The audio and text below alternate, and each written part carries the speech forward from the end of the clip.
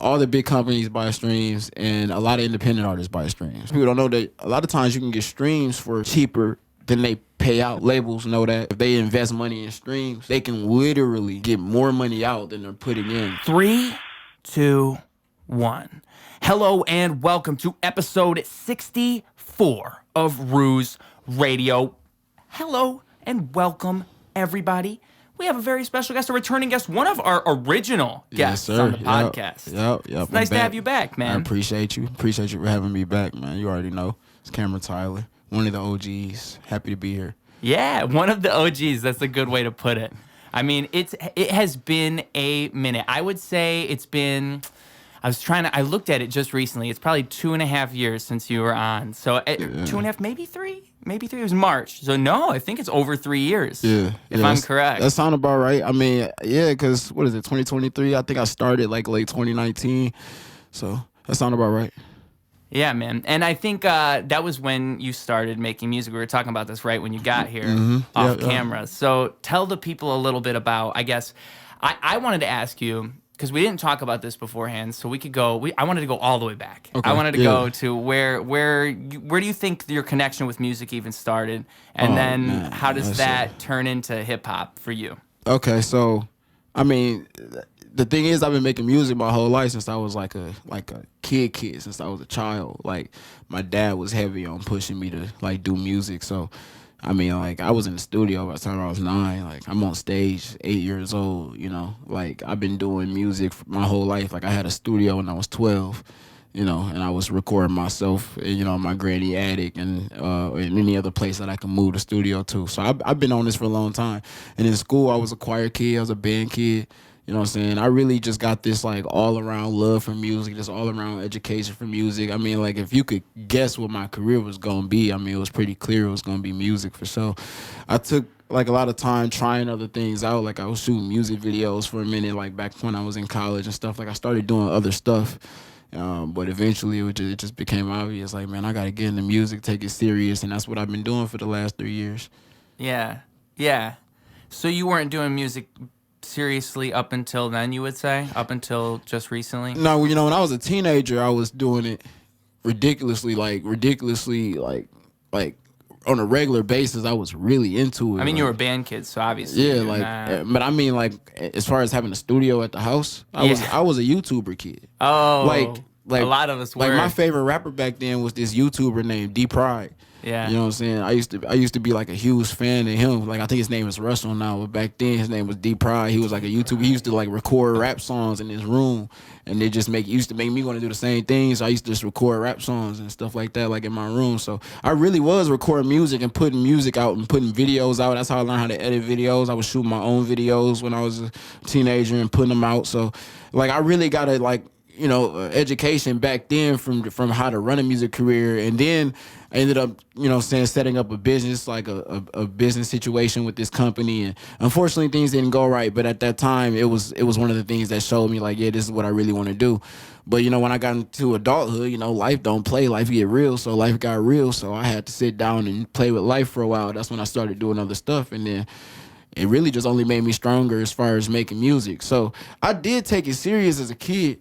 But this is the first time I ever did music, and I ran it like a business, and I really did it because this is what I want to do for the rest of my life. This is what's going to feed me. This is what's going to feed the kids that I have and the family that I have. Yeah, man.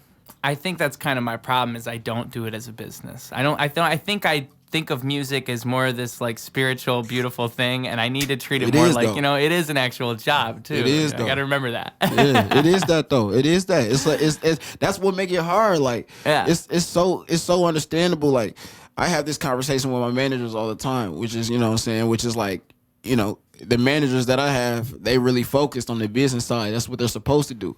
I still have to go out of my way to make sure I'm tapped in on the creative side. Like, I try to be involved in the business and the creative side. And I feel like that causes us to have disagreements and stuff, you know what I'm saying? And that's okay. It's supposed to be that they on the business and we on the music, you know what I'm saying? That's how it's supposed to be. But it is true that if you really want to do this, in my mind, if you really want to do this and make it last for the rest of your life, at some point in your life, you have to start, like, no, I'm doing this for real. I'm doing this as a business. I'm really running this. I'm about to do this, and there ain't nobody who can tell me nothing else. You know what I mean? I think so. I think so, and that can start. What I've tried to do, my method now is like I have a schematic. I'm gonna release a song every this amount of time. I'm gonna promote it this way. But like even that is not enough. Like if I had a marketing team, they'd be on top of shit. They'd be like, "Why the fuck you don't got any merch?" I know that's the first thing they'd say to me because I don't got no merch. So I'm slacking there. But you know what? Nah, it's okay to take your time too, though. You're right. So like, but that's to be honest, I think you do pretty good. Like, thank you. You know what I'm saying? Like, I don't really know what that's the point. You know what I'm saying? Your fans or your consumers don't know what your behind the scenes is going on. But as far as what you do marketing wise, I think you do what you're supposed to do. Yeah. And when you are independent, it's different when you got a machine behind you, when you got a big budget behind you. But when you independent and your budget small, of course you got to take your time. Right. You know what I'm saying? Like, I'm taking my time. That's what we was talking about off camera. You know what I'm saying? I'm trying to get videos shot right now. I'm shooting videos. Like, you know what I'm saying? I'm dropping audios right now, and I'm shooting videos. And the video's going to come. But I'm taking my time because I'm independent. So when you independent, of course you got to take your time. That's like, you know what I'm saying? How you supposed to, you know what I'm saying? Unless you just really stacked up already, you know what I'm saying? How you supposed to just be clothing line, this marketing plan, billboard here, commercials here, comedy skit here. Listen, man, Ruse got dreams, okay? Ruse got dreams. You gonna be able to do all that at the same time too. That's what you want to do too. That's what you gonna do. But it takes time, and you gonna learn. And that's how you supposed to do it. That's cool. There ain't nothing wrong with that. You're right. You're right.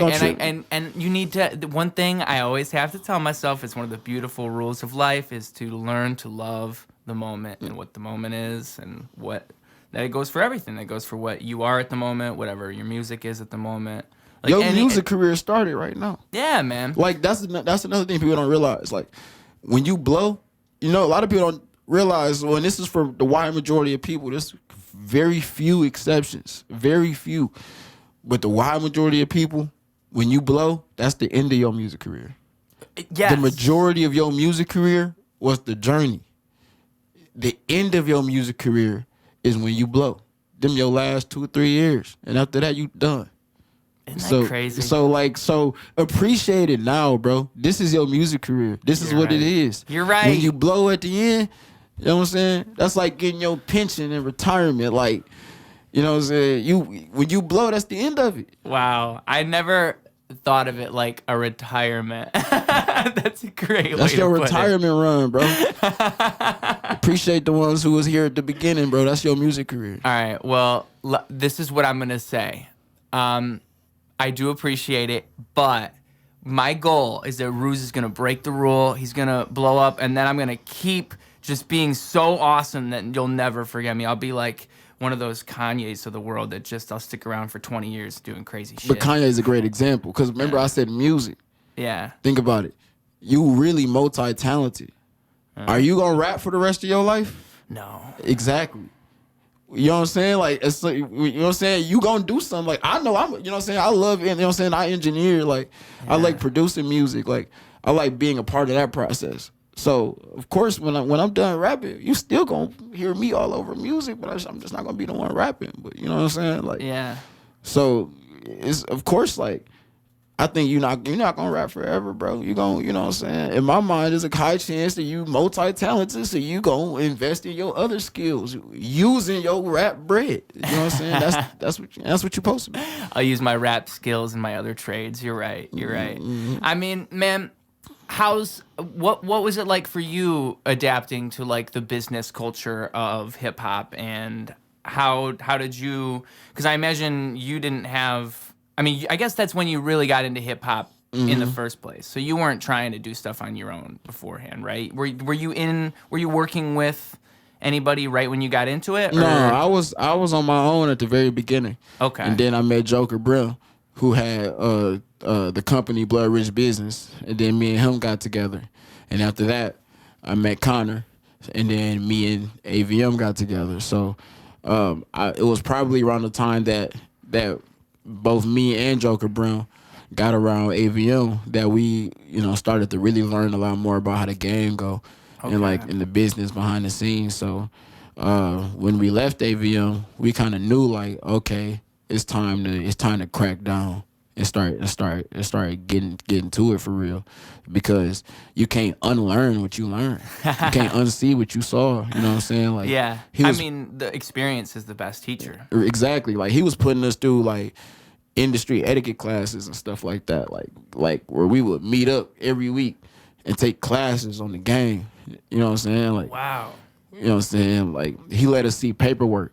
You know what I'm saying? Like, it just really showed us how, like, okay, this is how we gonna have to play it. You know what I'm saying? And it's okay to play the long run because the budget low. So we gonna have to play the long run for a minute. But we gonna play it though. We gonna play it right. Okay, because you're thinking about it in terms of like the way the actual game is right now. Right, exactly. This is the smartest way for us to do this. Right. Okay. And the truth is, there is no one way to blow. You know what I'm saying? Nobody can tell you how to blow. All they can do is tell you what the game do. And it's up to you to take that information and turn it into a plan for you to blow. Now, when I heard that, I thought, that sounds quite a bit like something else I know. You need to learn the rules of the game, and then you can blow, as long as you play by those rules. Sounds quite a bit like stonks. Now, if you guys like stonks, I'm happy to tell you that this podcast is proudly sponsored by Robinhood. I really do support what these guys are doing because I think stocks and trading is something that everyone should have access to, and maybe 10 or 20 years ago, this wasn't an availability. So I truly do think they are democratizing stock trading. They got a couple different things they offer. They got 4.65% annual percentage yield on any uninvested cash that you got sitting in there. They've got a cash card, so you can earn as you spend, and you can also use Robinhood to buy, hold, or sell crypto. If you guys are interested in this, I am also happy to announce that new users of Robinhood get one free stock as long as they follow that link in my bio. So if you want to get some free money, you want to get ahead of the game, all right, you want to start focusing on yourself, treating yourself like a business, investing in your brand, whatever it is. Well, to invest, you got to believe. You got to start somewhere. So find a company you believe in. Put in a little bit of money. Watch that money grow. Anyways, enough about this stock business. Let's hear more about the music business. Right. Yeah. Everybody's like, you know the rules of whatever it is, and you're just trying to develop the best system to operate within that. Yeah, exactly. So, I mean, that's why you want to pick the right lawyer, pick the right marketing team, pick the right whatever, whoever knows the best way to operate through whatever that system is, right, because that person will be able to do it. I mean, that's why a lot of people hate the way the music industry is nowadays with streams and all this. I mean, the fact that you can buy streams, and that's what a lot of the big, from my understanding, I haven't looked too deep into this, but from what I've heard, it's a lot of the bigger maybe you know more about this than me, actually, but it's the bigger labels that are doing this, that are paying for streams, that'll boost the artist and make the artist seem more popular than everybody buys streams. I mean, I don't want to say everybody, but all the big companies buy streams, and a lot of independent artists buy streams. And this is and a lot of people don't know this too. A lot of people don't know that a lot of times you can get streams for cheaper than they pay out. So labels know that. Companies know that, like if they invest money in streams, they can literally get more money out than they're putting in directly. Like a money machine. Exactly. So, so streams are marketing, and it's a way to make money. It's a way to help the artist make money. It's a way to give, and even a lot of times the artist might not even know. It's a way for the artist to have an inflated view of how his career is going, which can be motivational, which can push creativity. That's the way they think as well. It's like, you know what I'm saying? Yeah, a lot of people buy streams. That's just a lot of part. But honestly, I'm not even that upset about that part. You know what I'm saying? In my mind, that's just how the game go. I don't really trip on that too much. Like, you know what I'm saying? People buy streams. Like, at the end of the day, the majority of people's main money ain't coming from streams. It's really marketing at the end of the day. You know what I'm saying? So, and it's who you actually are attracting to the music. It's cool that you're buying streams and you look popular, but who's actually listening, who's actually engaged, and who actually cares? Right. That's what matters. I want a ticket buying fan base. Yeah. So it's up to you to decide what you want to invest your money in. If you decide like, hey, I want to make a quick bag off rap and get out. Okay, you might invest a lot of money in this a lot of money in streams, a lot of money in the blogs. Or you might say, man, I want a ticket buying fan base that's like damn near like a cult. Okay, well, now I gotta actually meet people in person, do a lot of shows, and then I'm gonna put some money in online marketing and all that stuff. But I'm just gonna make sure that I find a way to connect with people through content and in person to help build that type of fan base. Like, you know what I'm saying? Whatever type of fan base you want, you can develop a plan based on that. Right. And for me, I'm definitely the latter there. I want a cult, like, of course. And that would be what you just said. It's engaging with people. You got to make sure you have context around that quote, you know what I'm saying? Yeah. Just flat out say he want a cult, like, you know. Oh, I mean, So I want a cult. I want a cult, man. Yeah, so, yeah. This is a comedy podcast. That's what I always say to cover anything I say on here. But it's not just to cover it. It's truly a comedy podcast. That's so hilarious. It's genius. That's funny as hell. That's what I always say. And maybe one day you will see Ruse on a stage doing his stand-up comedy. I'm always like writing things down like, oh, that'd be a good bit. It'll happen one day. But yes, I want a cult comedy podcast. If it's a comedy podcast, I'm cool. Because I didn't like me saying cult. When I said cult, I'm like, I ain't like saying that for real. I don't really see none of y'all. I'm not like, this ain't like a cult, nothing like that, but you know. No, I want one. I want one straight up. And the thing is, I don't want anyone to take anything they hear on this podcast seriously. Okay, you're crazy if you do. If you take anything I say seriously, you're the crazy one, not me. All right, I want a cult. That's all I'm saying. This is contradictory. All right, let's go. It's contradictory for sure. But I mean, it would be cool to like. There's a lot of artists that you can think of throughout time who really had a big like. There's one I'm trying to think of, where it was like the 80s, 90s, and they would tour, and it was like a psychedelic type of thing they were doing, and people were really into them. I can't remember the gosh darn name. It's driving me nuts. But yeah, it sounds like you're describing a whole era. I was trying to right. I was struggling to think of a specific person. I'm like, damn, they was all on that back then. Yeah, there's a whole lot of them on that ticket there. But the Grateful Dead. The Grateful Dead, that's what I was thinking of, because there's people called like Deadheads that would go to the Grateful Dead concerts, and then they would like camp out at their concerts, and it was like a whole thing, and they would never play the songs the same. It was like a culture around the band themselves and seeing them live. Like that was a particular part of their music, was seeing it live, and how's it going to be different than what we heard, because it's never the same thing, even if you saw them live 3 nights in a row. So people would follow them around the country type deal, where they're just like in a van following them. That's dope as hell. Yeah, that's awesome. Like, yeah, no, that's the beauty of it. You know what I'm saying? Exactly. I feel like that's a cult though. I feel like treating music like a business is allows you to reach the levels of creativity that we want to reach. Yes, I agree. Because like they've gotten so deep into that where it's like what you just said. It's a business, but they're also they're playing into that role that they've developed. Like exactly. their fans are into it, and they market it that way, and it worked so well for so long. I mean, I don't think they ever dropped it. So, yeah, man, that's what I think. I think a lot of artists. There's a lot of that in like indie music and pop music. I don't think there's a whole lot of that in hip hop. Like there's some people who are really into some hip hop artists, but like usually it's the big ones. You don't see any like smaller up and coming hip hop artists that have this like rabid fan base. I mean, I do think there is like a cult fan base culture in hip hop with certain people. And I think we know who those people are, you know what I'm saying? It's people like Travis Scott. It's people like YoungBoy. Okay, maybe I'm wrong. You're right. It's people like Playboy Cardi. It's people like, you know what I'm saying? These people got, you know what I'm saying, real cult fan bases. But even outside of that, you know, that's the point. You can really see the difference in how they connect with their fans. Yeah. And that is I don't want to say that people who don't connect with their fans in these type of ways are doing something wrong. That might just be their choice.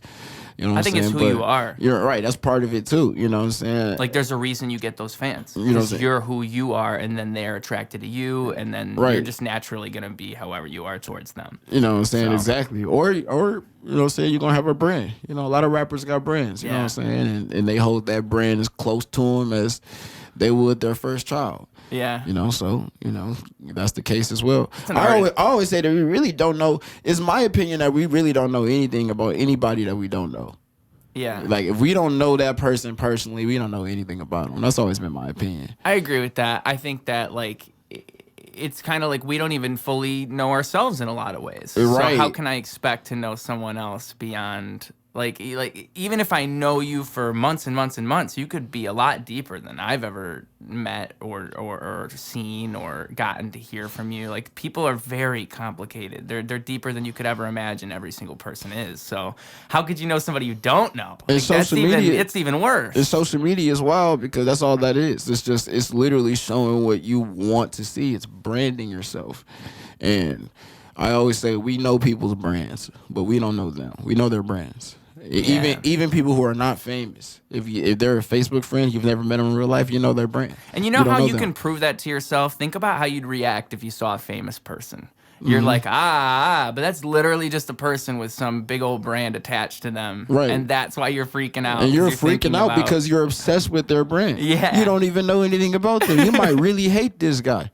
Exactly. You might really hate this dude. You have no idea, but you're freaking out because of the brand. People fall for people's brands, but I don't believe in, I don't really believe in celebritism for real. Like, I feel like it's ironic that I'm chasing fame, but I don't believe in celebritism, and I think that's just because I should be able to show my music to as many people as I can and not have to expose my entire life to that same amount of people. You know what I'm saying? I want my music to be heard by everybody, but that don't mean that I need everybody to, be invested in my life. That's the battle that I have. I want to build a connection with people, but at the same time, I do care about a level of privacy. You know what I'm saying? Like, I care about having my privacy, man. So I never like when we like get so culturally invested in celebrities' lives because they're real people. You know what I'm saying? Like, they're real people who might feel some type of way. And we have like 13 or 14 rappers that blew out of Flint alone. And anybody who's friends with any of these guys probably can understand, probably can see that in real life. Like how, you know what I'm saying? Like, these are real people at the end of the day. And the things you do, the things you say about other people affect people. And when you like are investing in other people's lives in a way that they might not want to, I always think about that. Like, I do think that matters. I try to treat people the way I might want to be treated. Even if I'm famous, I want to be treated a certain way. So I want to treat other people who are famous that same way and give them that respect. You know what I'm saying? So I try to preach that to society to try to avoid getting in that, I think a lot of that comes from like, it's a lot of like things we say about people we're not seeing in person. Because like, if you see that person in person, you're not gonna say a lot of those things. You're not gonna talk like that. You're not gonna see that. And look, that ain't something that's obvious. I had to learn that lesson. You know what I'm saying? There's things that I done said about rappers who I have now met that I feel like I would not have met.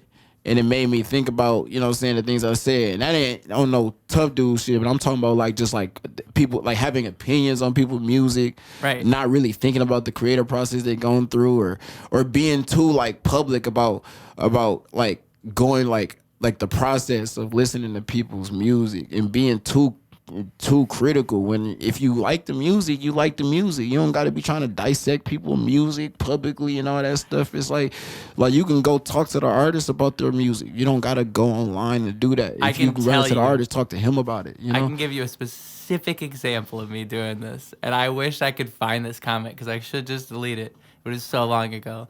And it was on just some music video, some Flint rap music video, just about like, it was just a regular like hood hip hop song. And I was like this type of rap is dragging the culture down. Like I commented something like that. Yeah, okay. Yeah. Which is like, there you go. I understand why I said it. Okay. I can like try and justify it. Like I could say all those things. I could say that, well, I think hip-hop is all this, and I think that type of thing makes it this. But really, it doesn't matter. Rap is whatever it is to anybody. And like you said, there's so many different creative processes. I don't know what came to be to make that come together. Like, that's an ignorant statement for me to make, because I don't know what makes that art so genuine to itself. I'm ignorantly looking at it through my lens of like, oh, this is bullshit. Fuck this. I shouldn't have been doing that. No, for real. I mean, I'm glad. I'm glad you can admit that. I don't mean to, you know what I'm saying. Well, I'm relating to you because I've been there, man. I've hated on people's shit when I shouldn't have. But that's the thing. It's like music is rap. The whole purpose of rap is being able to say what you want to say. Like, that's the whole purpose of rap. Like, if you really think about the history of rap and how it became what it is today, it became this way because black people weren't accepted in other forms of music to the same degree that the fans of hip hop were embracing this. It was the first time that black people could kind of infiltrate like this corporate creative culture and do it while being themselves. So rap, it's always been important for rap to remain a place where people can say whatever they want. Like fuck the police. So that's a great example. Exactly. So people go out of their way to push the boundary, to say crazy shit and all that stuff. But that's the reason rap even exists in the first place. If we didn't have that, if we didn't have people pushing those boundaries, then people would be able to corporatize rap and make it this thing that they want to make it, and that'd be it, right? So the control always got to stay in the court of the creatives, and it only stay that way when people can be raw and real to themselves. I mean, the reality is, that's what people see. People grow up in the hood. They see people with guns. They see drugs. Of course, they're going to rap about it. And they don't care if people offend it because it's rap. You know what I'm saying? Like, that's the whole point of rap. You know what I'm saying? Like, that's it. And so, and then when you try to like criticize other people, you know what I'm saying? I'm really not even talking about, because you're allowed to have opinions on music, you know what I'm saying? I'm not even saying that if you have an opinion, then, you know what I'm saying, that is hating or nothing like that. But what I do mean is that remember that people are humans. Like, when you go on the internet and say this or that, I'm not saying you can't have opinions, but remember that when you might meet that person in real life and they might know about what you said. And, you know what I'm saying, you got to stand on what you said. You know what I'm saying? At that time, you know what I'm saying, it's going to be time to stand on it. So, yeah, I'm within the theme that we're still within. I would like to say, too, the Facebook that I lost, that was a whole different ruse, different guy, didn't know him. I have no idea who that guy was. Never met that guy before. So, yeah, man. I think that it's kind of like a shame, because I've heard people say, too, don't even use the internet till your brain's, like, don't comment on, actually, no, this is what I heard them say. Don't comment on things until your brain's fully developed, which sounds like ridiculous advice. But, like, now that my brain's right around that time, I'm really understanding the advice. Because I really, truly understand now, like, oh, there's a lot of things I should never be putting, like, there are things you think, but even then, it's like your thoughts just aren't all the way there yet. Like, no matter, even when you're 25 to when you're 30, you're going to regret the things you posted when you're 25. But, like, you need a long time to hone in on that. And I think, like, it's just a dangerous game when you're 15 years old and you're commenting on whatever. Like, man, some of the stuff that you could post it's risky, man. I could see myself posting some crazy shit. I'm lucky I only just did stupid music stuff when I was a kid, because that's as far as it goes for me. It's my advice to shut up whenever you can. Yes. You know what I'm saying? Like, in a lot of situations. You know what I'm saying? Shut up whenever you can. Like, if you have the opportunity to shut up, shut up. And the reason I say that is because, you know, I used to be real opinionated on the internet. You know what I'm saying? I'm still scrubbing things I said. And the reason why I do that is because I realize my opinions don't matter. Like, and my opinions matter to me. Of course they do, but like, they don't gotta matter to the public, and I don't have to find satisfaction by looking for other people in the public to agree or disagree with me. It just don't. It, like, at the end of the day, if I'm not about to be somebody who can affect change in the world, then why am I wasting my time? I use social media for the things that I do care about that can affect change in my life, and that's in reference to my music, and that's in reference to, you know, promoting the other people I care about, promoting a brand, helping me like express myself in a way that can grow myself. So that's what I use social media for. But, you know what I'm saying, like, the days of using social media to express random opinions just cause, it's over. I'm going to choose to shut up. You know what I'm saying? Like, and by the way, I also don't want to live in a world where we all agree with each other. And that's a crazy thing to come to.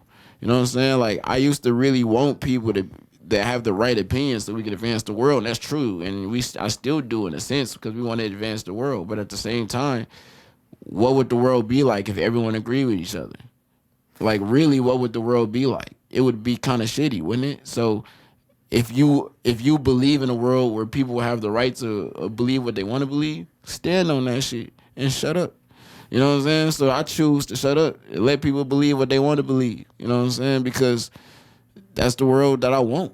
Yeah. You know what I'm saying? Like, I do know what he's saying, all too well, sadly. I think a lot of the way that we treat one another comes from the way that we're feeling inside. And I think a lot of the negativity that we feel is a result of us not facing whatever it is that we're feeling. A lot of us feel depression. A lot of us feel anxiety. There's a lot of ways to deal with that. One of my favorite ways is CBD. Because of that, I'm very happy to say that CBDfx is an official sponsor of Ruse Radio. For those that don't know, CBD is a non-psychoactive compound derived from the hemp plant. It helps with sleep, appetite, motor control, mood, all kinds of things. Memory. Yeah, I just remembered that. I take about 50 to 100 milligrams every single day. I recommend it to everybody to an unreasonable extent. My personal favorite of their offerings is the Mushroom Wellness Blend. Right now, you guys can get $20 off your first order if you follow that link in my bio. Now, this order has to be above $65, okay? Typically, you're going to be spending just about that much if you get a pack of gummies or more, so I think you guys will see that it's a pretty good deal if you go ahead and follow that link. Anyways, let's hear a little bit more about how we all could get along. I think it's a tough thing because there's, like, for me, I've always tried to have this idea of, like, I think being open and allowing other people to express themselves as far as they need to is the best thing you could possibly do in most cases. And I think people have proven this. Like, one person that I always like to mention is Daryl Dixon. Is Daryl Dixon? Is that the guy from The Walking Dead? I think so. I ain't seen The Walking Dead, bro. I meant to say Daryl Denton. I just made some people mad just saying that, too. I think I really did get that one wrong. I think it's Daryl Denton. I might be getting the whole thing all wrong. But it's a guy who, his whole thing was, I think he went on a couple podcasts and he was doing like a little run. I don't know if he ever did any shows or anything like that. I think he did a show back in the 90s. I don't know exactly what it was. I thought you were looking him up for a second. I thought you were going to correct me because I was just going to go live. That's all. Yeah, go for it. But, man, whatever that guy's name was, he was a black guy, and he met up with this KKK member. He had a TED Talk. That was a big thing that he did. He met with a KKK member. He would go to KKK meetings with this KKK member, and his whole thing was that he was trying to establish that, like, you're finding the person in these people, and within that they're finding the person within you. And then eventually that guy stopped being a KKK member. A bunch of people made fun of him. It was a real weird thing. It's a weird phenomena that guy did. But the whole point of it is that, like, what was I trying to talk about there? I mean, talking about disagreement and all that, like living in a world of yes, we're living in a world of disagreement, exactly. Because his whole thing is the way that we're engaging with that is wrong. Like, we need to find the human in these people and show them that they're just being ridiculous. They're being stupid, but they're never gonna see that if we just hate one another. Right. And that's an extreme example, but, like, that's the whole thing, and that's why I try to, with every engagement I go through, I try to, like, let people do whatever. Like, I don't step on their bit. I let them do whatever they're doing. People really care about having, like, themselves. Yeah. Like, having the peace of themselves, having the peace of their environment. So, you know what I'm saying? They're going to protect that at all costs. If they feel like you breaching that, it's going to be defense. Just let people have that, because I want people to let me have mine. Yeah, you know and it creates so much more of a positive and engaging environment. Right. You'd be amazed how much different things come through when you treat things that way. Right. Yeah, I think it's like, it's also one of those things where you're the energy that you put out. So if you are that carefree person that allows people to be what they want to be, they're going to do the same to you. And I think that you get a genuine version of people when you're that guy. Right. I like to think that. I think so. I think that, like, I like to put that in my art. I like to look at my art that way, where it's like I'm allowing this to be an open, engaging thing where people can engage with it in their own way. Like, if that makes Yeah. any sense at all. Right. It's like I'm trying to have that same mindset that I go towards life, that's going into the art as well. It's like, this is just an open thing that's like, it's a conversation with the person that's listening to it. It's an open conversation. Right, Like, exactly. They can interact with it. Yeah, everybody human at the end of the Yeah. day. So we got to treat it like that. Yeah, I think art's a beautiful thing because you can do that. I think hip-hop is a beautiful thing because you can do that. And you know what? I was telling you off camera how I was listening to our podcast we did years ago. And it's funny because that was one of the first things you said in the first couple minutes is how hip-hop is, how you put it, I think, was that it was the most real genre that there is. Yeah, yeah. Because of the way that we can express ourselves. Because of the way it's structured. Yeah, Yeah. that people can really do what they want to do. You know what I'm Yeah. saying? And it's very important that rap stay like that. Like, the moment that rap becomes something that people can't express themselves the way that they want to, it's just corporatized. It's no different than any other genre of music. I mean, rock music was something like that to a degree. Rock music was about rebellionism. You know don't what I'm think saying? it's that anymore?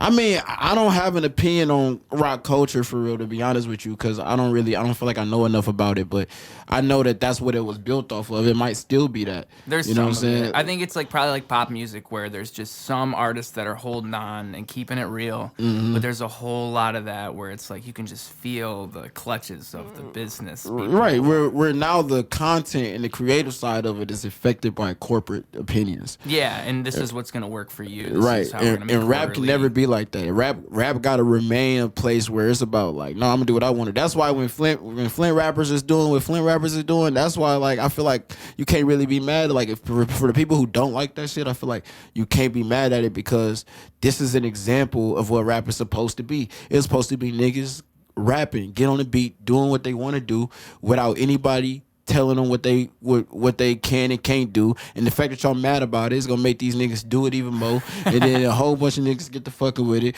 You know what I'm saying? They gonna say more ridiculous shit. Are you saying I talk too crazy? I'm gonna talk crazier. You know what I'm saying? That's what rap is about, bro. Like, so that's cool. Like, let niggas do that. You know what I'm saying? I'm with that for sure because that's the whole point of it. You know? Yeah, and I think it's exciting to see people be pushing the boundaries of hip hop further because it's like it's one of those things where I can't remember who I was having this conversation. I was Seth Stoles, but I can't remember what it is exactly we were saying. But it's something about how like we look at a lot of things where there's like there's limits to them.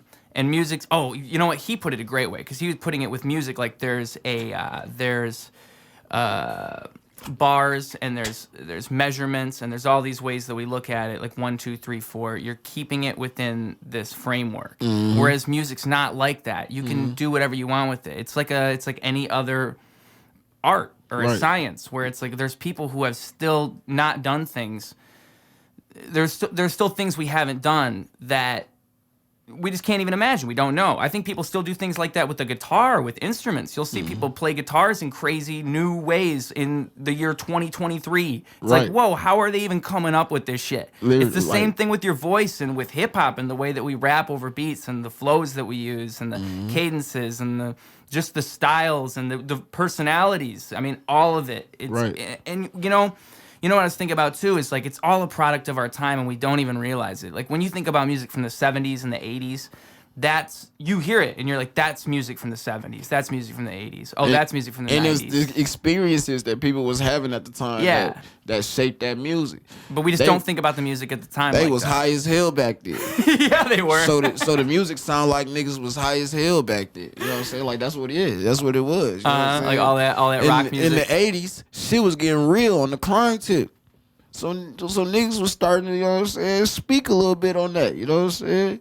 In the 90s, you know what I'm saying? Like you could really hear what niggas was going through at the times that the music was coming out. Yeah. You know what I'm saying? You can hear all that. It's like a time capsule, man. I think it's really crazy to think about music that way because it makes me try to think about how the music is, like the way we look at music now, what is that? Because I think like even in the mid-thousands, it was so different than it is now. I mean, like there was an era of pop music and hip hop. Like Lil Wayne was on top in the mid-thousands. That ain't ever gonna happen again. Like, nothing like that will happen again. I don't even think it's possible in the current framework of the way that music works now.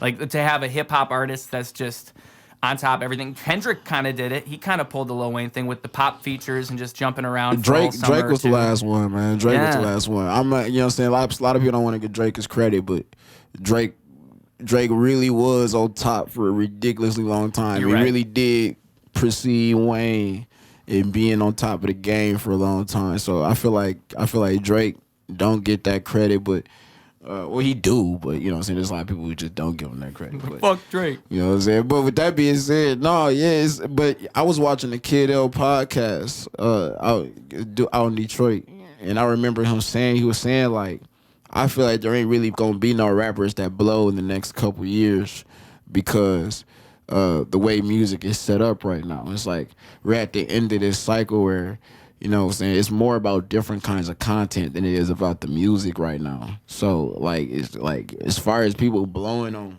actually, like, being dope as hell, because that's what it takes to last, you know what I'm saying, to be dope as hell, and they ain't never changed. So, as far as people blowing, a lot of the people who blow might not last because they don't have that, what's the name, you know what I'm saying, to last. So, you're probably not gonna see it for the next couple years. And I might agree with that to some extent, you know what I'm saying? Like, I do think it's still possible to break through the fold. Yeah. You know what I'm saying? To break through the noise, but you know. I think that's a great way to put it, though, because it's like you have to be timeless. And you have to, I think one of the only ways that you make timeless art is that you, like, see that in yourself. Like, this shit is beyond the... Right, yeah, that ain't never changed. Yeah. If you want to last in the music industry, you got to be talented. Exactly. And that ain't never changed. Then I don't see that ever changing.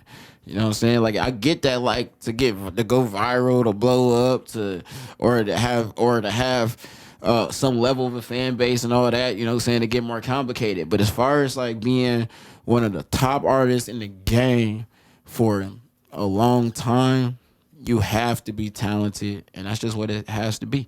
You know right, for real. And you have to know, I guess it's kind of like what you're saying, though, is that it kind of has to be a combination of both in this day and age. It kind of has to be, if you want to live on, you have to it helps if you have a marketing team, because most of the time the person who is that guy, the guy who is like that talented and is that good, he's not the guy who wants to fucking make a TikTok. He doesn't want to be going around like editing all these videos and all this bullshit. He just wants to write a song, maybe go out for a video shoot, like do all the things the rapper does and let everyone else do everything. It's just like you said before, towards the beginning of the podcast, budget.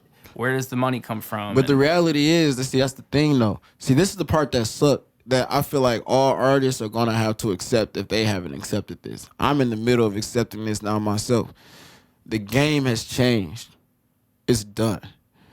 If you want to make music, you do have to be, and you want to reach way more than your local community, you have no choice but to participate in a world where you're more of an influencer than you are an artist. And you kind of do have to. And I don't see that changing either. So it's true that you got to be talented to last, but you got to be an influencer to blow. You know what I'm saying? I mean, for the majority of people. You know what I'm saying? I mean, look at it this way. That's kind of what's happening right now as I'm doing this podcast. Because, I could just make music, and I could just be making my music and focusing just on that, and maybe doing a couple extra little things like, I don't know, but mainly music. That's mainly what I'd be doing if I wasn't doing a podcast. That's really it.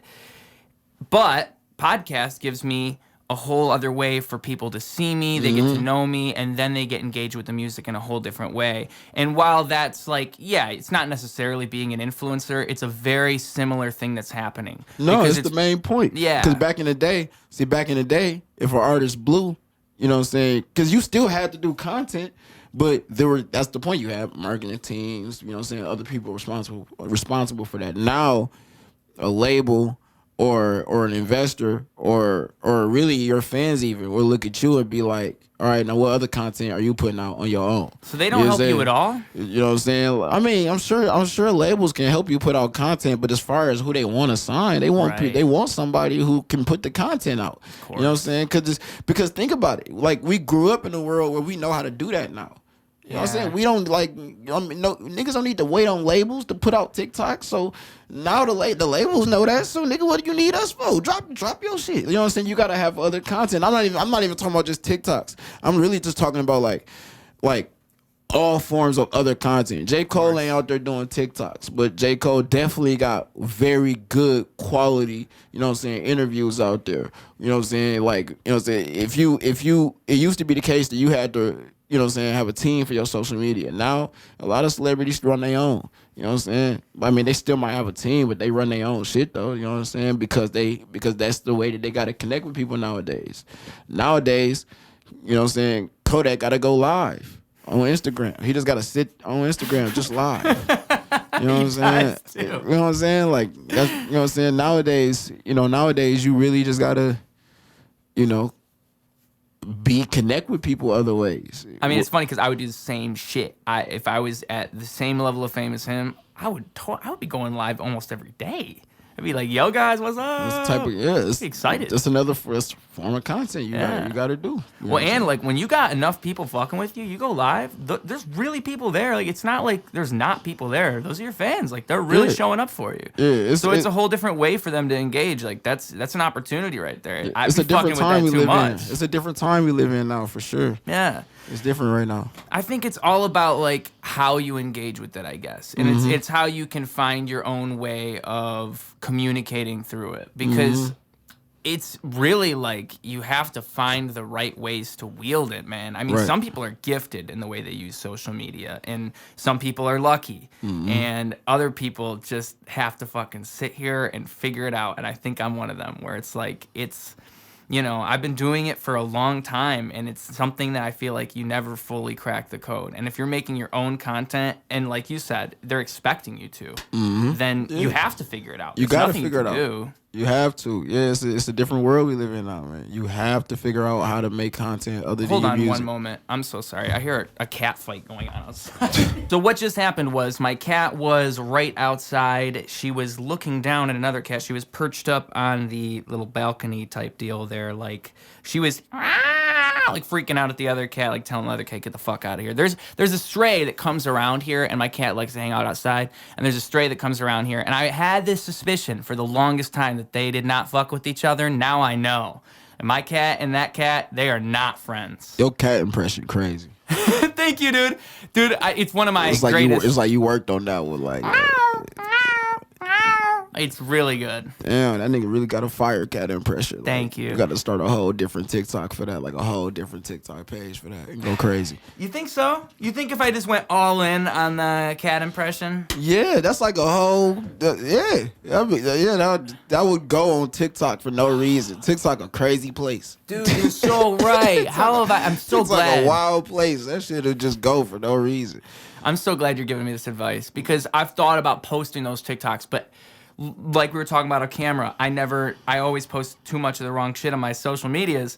I was just going to post it on my regular social media. I wasn't thinking to post it on a separate one just for cat sounds. Yeah, like get it away from my rap stuff. Just for cat sounds. Yeah. Like, well, I can also do other animals, but cats are the main one. I'm not going to go into my catalog. This is how I know you're not going to rap for your whole life. Because we talk about a separate social media page for cat sounds. That's how I know that you got so many different ventures you willing to take up. Bro, if that one worked out, if I went like all in on that, and I made T-shirts, and I had fans, and I just showed up to places and meowed like a cat, I'll dedicate my life to that. Don't get me wrong, I love hip hop, but if I got paid to meow, dude, I'm done. It's all over. That's the easiest bag. If I got paid to just meow all day, it's easiest bag. I don't got no type of impersonation skills, impression skills, nothing like that, man.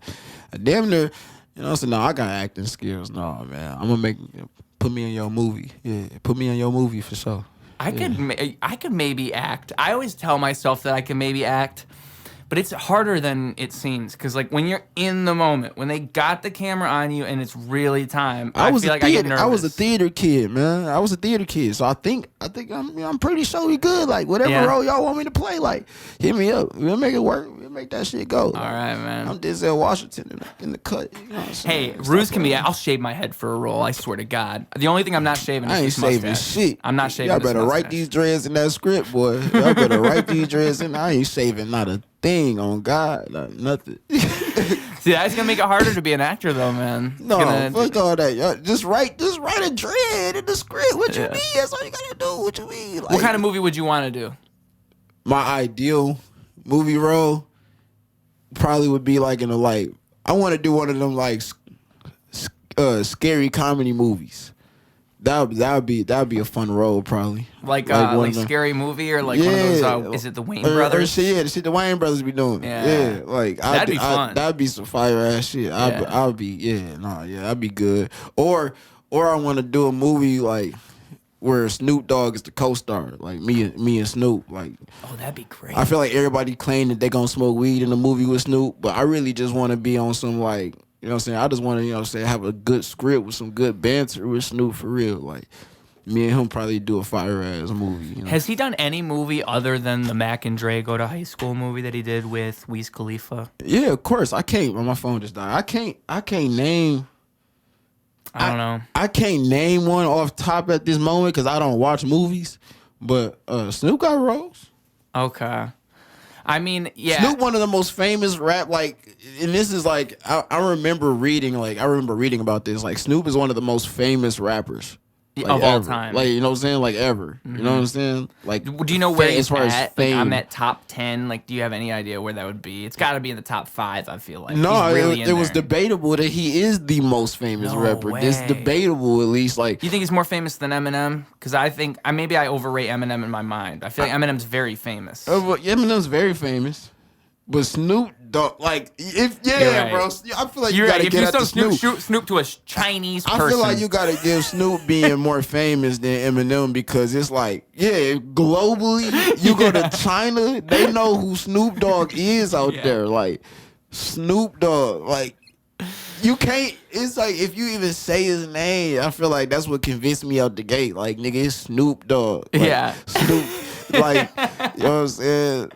You're right. That's just wild to think about, that he actually might be the most famous rapper. Because, like, there's a lot of rappers that are, like, respected in the hip-hop community, but in terms of recognizability, and I guess it's how you define fame. If we're defining fame by recognizability and, like, global recognition and just what makes a person... Like, if you were anywhere, where would you recognize him? Snoop Dogg's probably the guy, because there's not very many... other rappers you can even like. Eminem's up there, but I don't think he's one that everybody recognized like Snoop Dogg. That's true. I never really thought about that. Everybody knows Snoop Dogg. Yes, or they know the name at least. Snoop don't got to do shit no more. He just got to be himself. Like, have you seen any of his streams that he's done? No, I'll be seeing clips every once in a while. It's interesting. I mean, it's just like there was a very funny moment that was it went viral for he just left his stream on for like 6 or 8 hours. Like, he forgot to turn it off, and so he came back in like just singing some shit, thinking nobody saw him, and he's like, "Oh shit, I left this on." God damn. It's just Snoop Dogg being Snoop Dogg. It's good shit. Snoop just gotta exist. Yeah, he's a character just by being himself. You go get a bag, just existing. It's interesting because, like, it kind of makes sense the more you observe Snoop Dogg. Like, oh, there's a reason this guy is this guy, because he is that guy. Mm-hmm. Like, Snoop Dogg, he doesn't even have to try to be Snoop Dogg. Mm-hmm. It's kind of amazing. Yeah. There's a few people that are like that where I like Riff Raff. He's another guy where I look at him and I'm like, it's not a character that he's playing. He's that guy. That's who he is.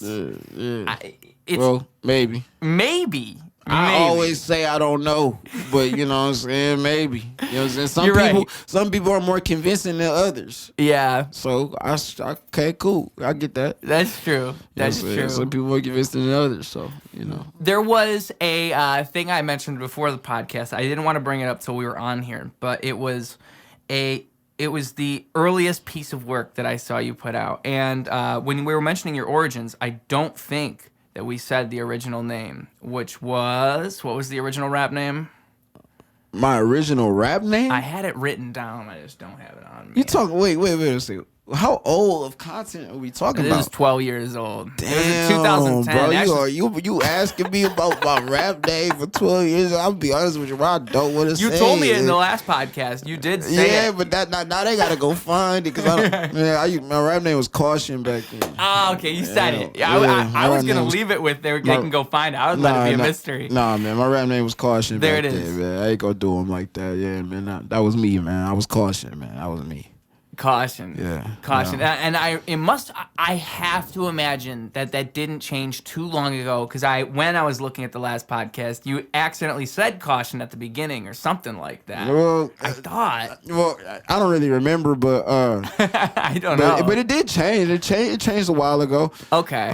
Because remember, like I went a few years not making music at all. So during that time, I really just didn't have a rap name. But I did do a couple rap features during that time in them years, and I still went by Cameron Tyler, I believe, at that time. Okay. I think I knew pretty early that if I was gonna rap again, that this is what I wanted to be. You know what I'm saying? That's really my name. My name Cameron Tyler, so I just wanted to be my name for real. Yeah, and I mean, sometimes someone's told me that my name sounds like a president name, my government name. And I was like, like maybe it's a missed opportunity. Maybe I could have used my government name. I just always have thought it's not that cool. So I always didn't use something like that. I went for something else. My original rap name was awful. But if I change it from Ruse, I would accidentally say Ruse a million times. So, I mean. So you just there now. That's your name. It's yeah. Part of you. That's what it is. You see, Cameron Tyler ain't my literal name. It's very close to my name. So I be thinking about changing my name sometimes. It'd be tough, though, because then you have to reprogram the whole thing. And as a brand, it's a whole other thing if you change your name, too. I mean, I'm talking about changing my government. Oh, to make it separate from your rap name? Keep the rap name the same and change your government name? Or change both? No, what I really mean is my name is not literally Cameron Tyler. Oh, it's not. I It's just assumed it was. It's just very close. Okay. I don't want to specify what the difference is, but I be thinking about wanting to change my name to Cameron Tyler, you know what I'm saying? Like my government, you know what I'm saying? It's just to make life easier. Right. You know what I'm saying? 'Cause that's how I refer myself. That's how people know me. Like when people say, what's his first and last name? They say Cameron Tyler. That's what they say, you know? Yeah, man. I mean, you might as well. You might as well. But you would not be the first one to do it. Tyler ain't my last name, though. I see. I see. I mean, what's the barricade for that? Is it just literally you go up there, you pay a certain amount, and they just change it? I don't know the process. Somebody told me it was expensive. Somebody told me that, you know, if it's not like, if you just randomly just trying to do it, it's going to cost a lot of bread. But I don't know that for sure. I'm sure somebody watching might know, but I don't. You know, so I'm guessing $300. I'm guessing a lot. I'm guessing $300, $400. That's my guess. Is that a lot? I feel like more people would be changing their names if it was that cheap. That's cheap as hell. Yeah, it's people who go with names that they hate their whole life. Yeah, $300, $400. I feel like there would be way more name changes. I see more BBLs and name changes. All right. Well, how expensive do you think it is then? Do you know? I'd probably say it gotta be, in my mind, it gotta be like at least $6-7 grand. No way. That's what I think it'll be. That much? Yeah. Dude. That's what I think it'll be. That's a lot. Mm-hmm. Really? Yeah. To change your name? Yeah. That's more than like... I wish my phone wasn't dead, because this I would Google right now. I really would Google this. I make this joke a million times, but like really, if you watch any like professional podcast, they have a third person sitting there that looks things up. And that's what I need. I need a dude that just sits there and just Googles shit the whole time. Yeah. Problem is, like, I just don't... It's a whole extra level of coordination. But I'm telling you, Ruse Radio going to get an upgrade. It's going to happen. I'm telling you, motherfuckers. I'm going to get a little secret agent over there. That's crazy that by the time we watching this podcast, we will know the answer for how much it costs. But for right now, while we recording this shit, we really don't know. Yeah, I think a name change probably going. Yeah, it gotta be six. It's gotta be about 6,000. I think so. I feel like that's like the number that relates to how often name changes happen. Okay. Yeah, because your point is that there's no way it could be cheap because people would be doing it more often. So it's got to be around 6 or 7. You're just straight up guessing though. Right. I'm guessing, but I was told this by someone who has gotten a name change, but that name change was through marriage. So I'm hearing that it's cheaper when there's like name change issues in relation to marriages and divorces and stuff like that. But there's its own name change process in reference to that, I'm told. Okay. So I'm told that if you just want to randomly change your name just out the blue with no type of nothing to justify doing it on like a real level, then you just want to do it. Then yeah, you about to pay the whole whatever. Yeah. You know what I'm saying? But I don't know. Like I said, I don't know. I might be wrong. I might be saying bullshit. I hope I'm not. You know what I'm saying? Here's the thing. Like, the reason I don't grab my phone and look it up is just I don't want to get in the habit of, like, pulling it out and doing that. And, like, it just distracts me. I know it will. But I'm going to guess that it's state by state by state by state. It's got to be. Of course, yeah. Of course. So it's I'm sure if you're in a more expensive state. I'm sure it's like an average of 6,000. And I'm sure in different states. Like, I'm sure, like, in Texas, you know what I'm saying? Like, it's probably cost more. Yeah. I feel like. Yeah, you know of course. And or then somewhere like New York and an expensive ass it's probably expensive in New York.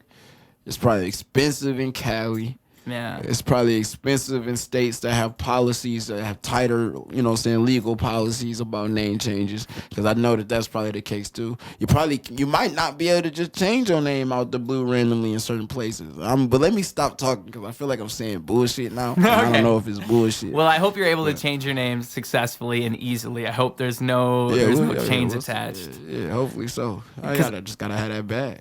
Yeah, man. Gotta have that bag. Got that bag, you don't gotta worry about it. I mean, I feel like what makes a good rap name? Is it what makes a good artist name? I think the simple actual name is great. I think that's great. I try to have a good rap name with Ruse. I don't know, man. I don't know what makes, like, if I ever had to change my rap name, fucking I could not come up with shit. I think a good rap name can be a few things. Okay, so the first thing is it has to be a name that you're comfortable saying, right? You can't have a rap name you can't say. So it got to roll off the tongue easy for you. That's one of the first things. And then the second thing is that it got to be something that other people don't have a problem saying. You know what I'm saying? You don't want your rap name to be a mouthful, to sound like another word nobody want to say, to sound like something that makes somebody uncomfortable. Your rap name got to be something other people want to say. And then the third thing is I think your rap name just gotta be representative of you in some way. It don't gotta be the same way for everybody, but I think it just be representative of you in some way. I think that's just the three main things. And I think that if you keep them three principles in mind, that might eliminate a lot of names out the gate. Because it's like I can't say that easily. This takes me too long to say.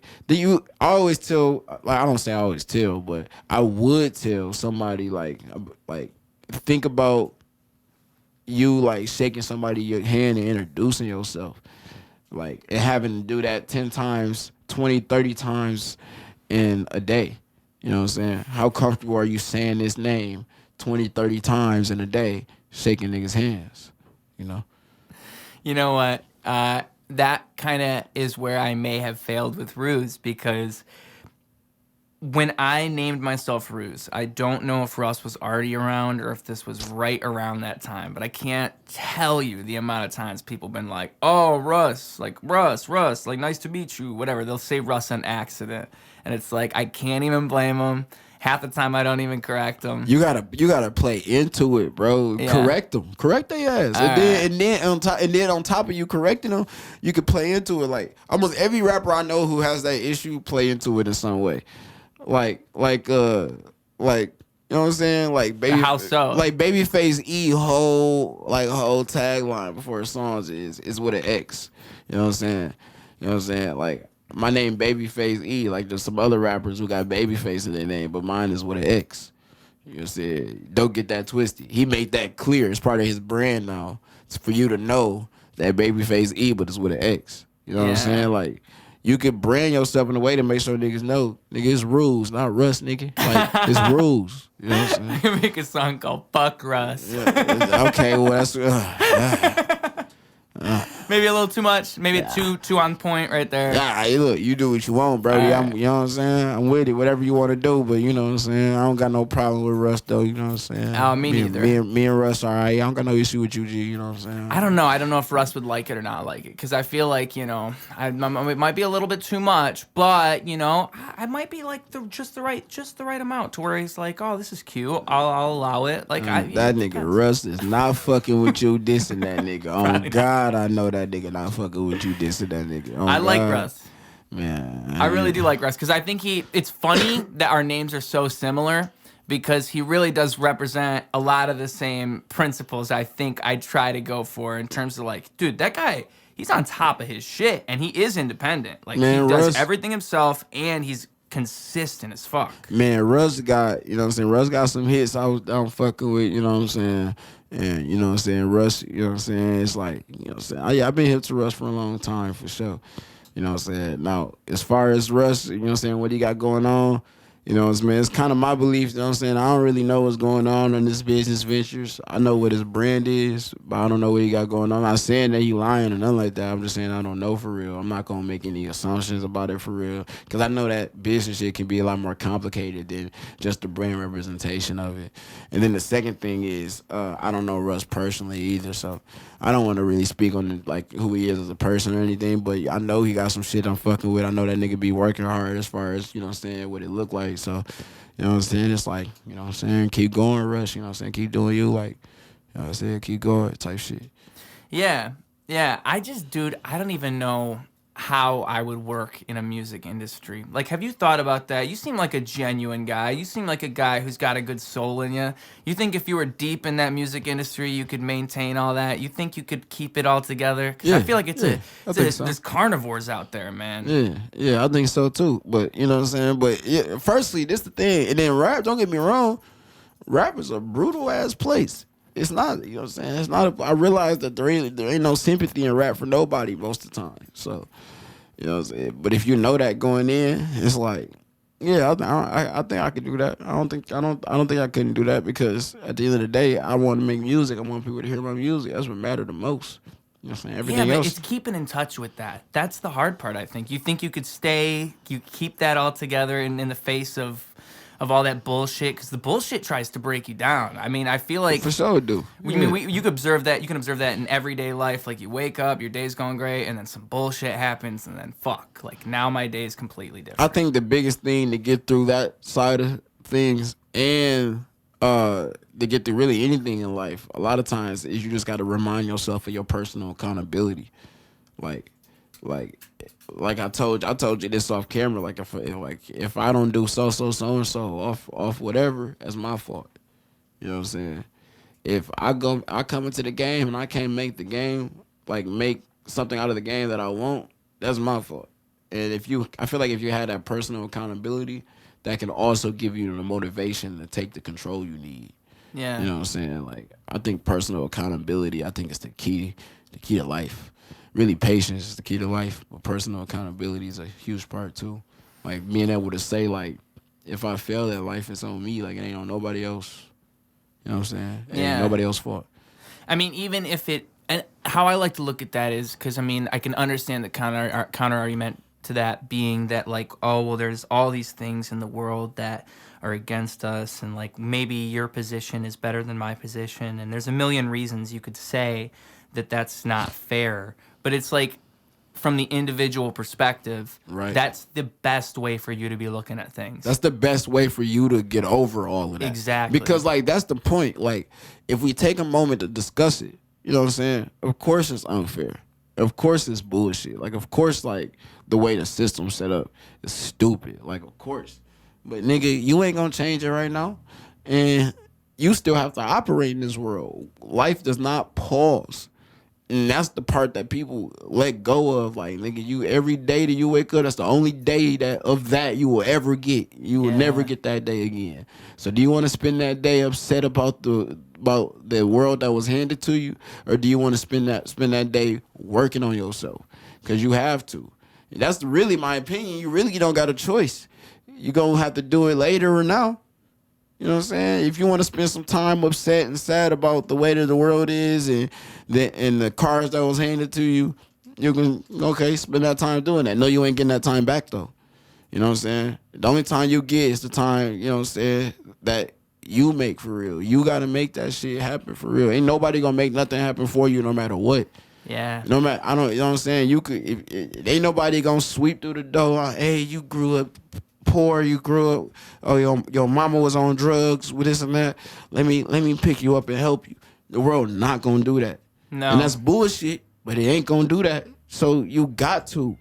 You ain't got a choice. You know what I'm saying? It's crazy how that's how it is, but you got to. I think that's part of the benefit of being someone that did have struggle growing up and did have a lot of not having things. Like, yeah, it'd be great to start with a lot. It'd be great to have it's kind of like how you described even like with fame and like once you get everything, it's the end of it. Like you're already at the end when you grow up with all that wealth. And then if you ever have to go backwards, it's like you don't even know where the start is. Right. So I feel like those people who did start from the bottom, there's a lot more of an understanding of like the human perspective in the process spectrum of growth. that. Yeah. Because like there's so many people on so many different levels, and you can easily turn an eye or turn a cheek. Is that the phrase? You can easily ignore people that you don't see that humanity in. But I mean, when you're there and you've witnessed it, like, yeah, sure, there's crazy people, but there's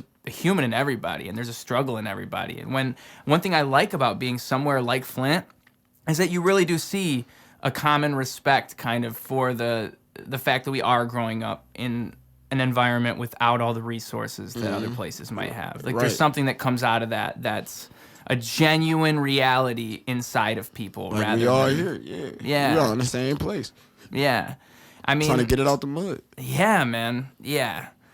I don't know, but back to the music industry thing, I think it might break your boy Ruse down. I think I might be the guy where it's like I'll say some dumb shit and I'll be like on a news tabloid and like I'll say some dumb shit, like I'll say something stupid. That's why that shut up advice is so relevant, bro.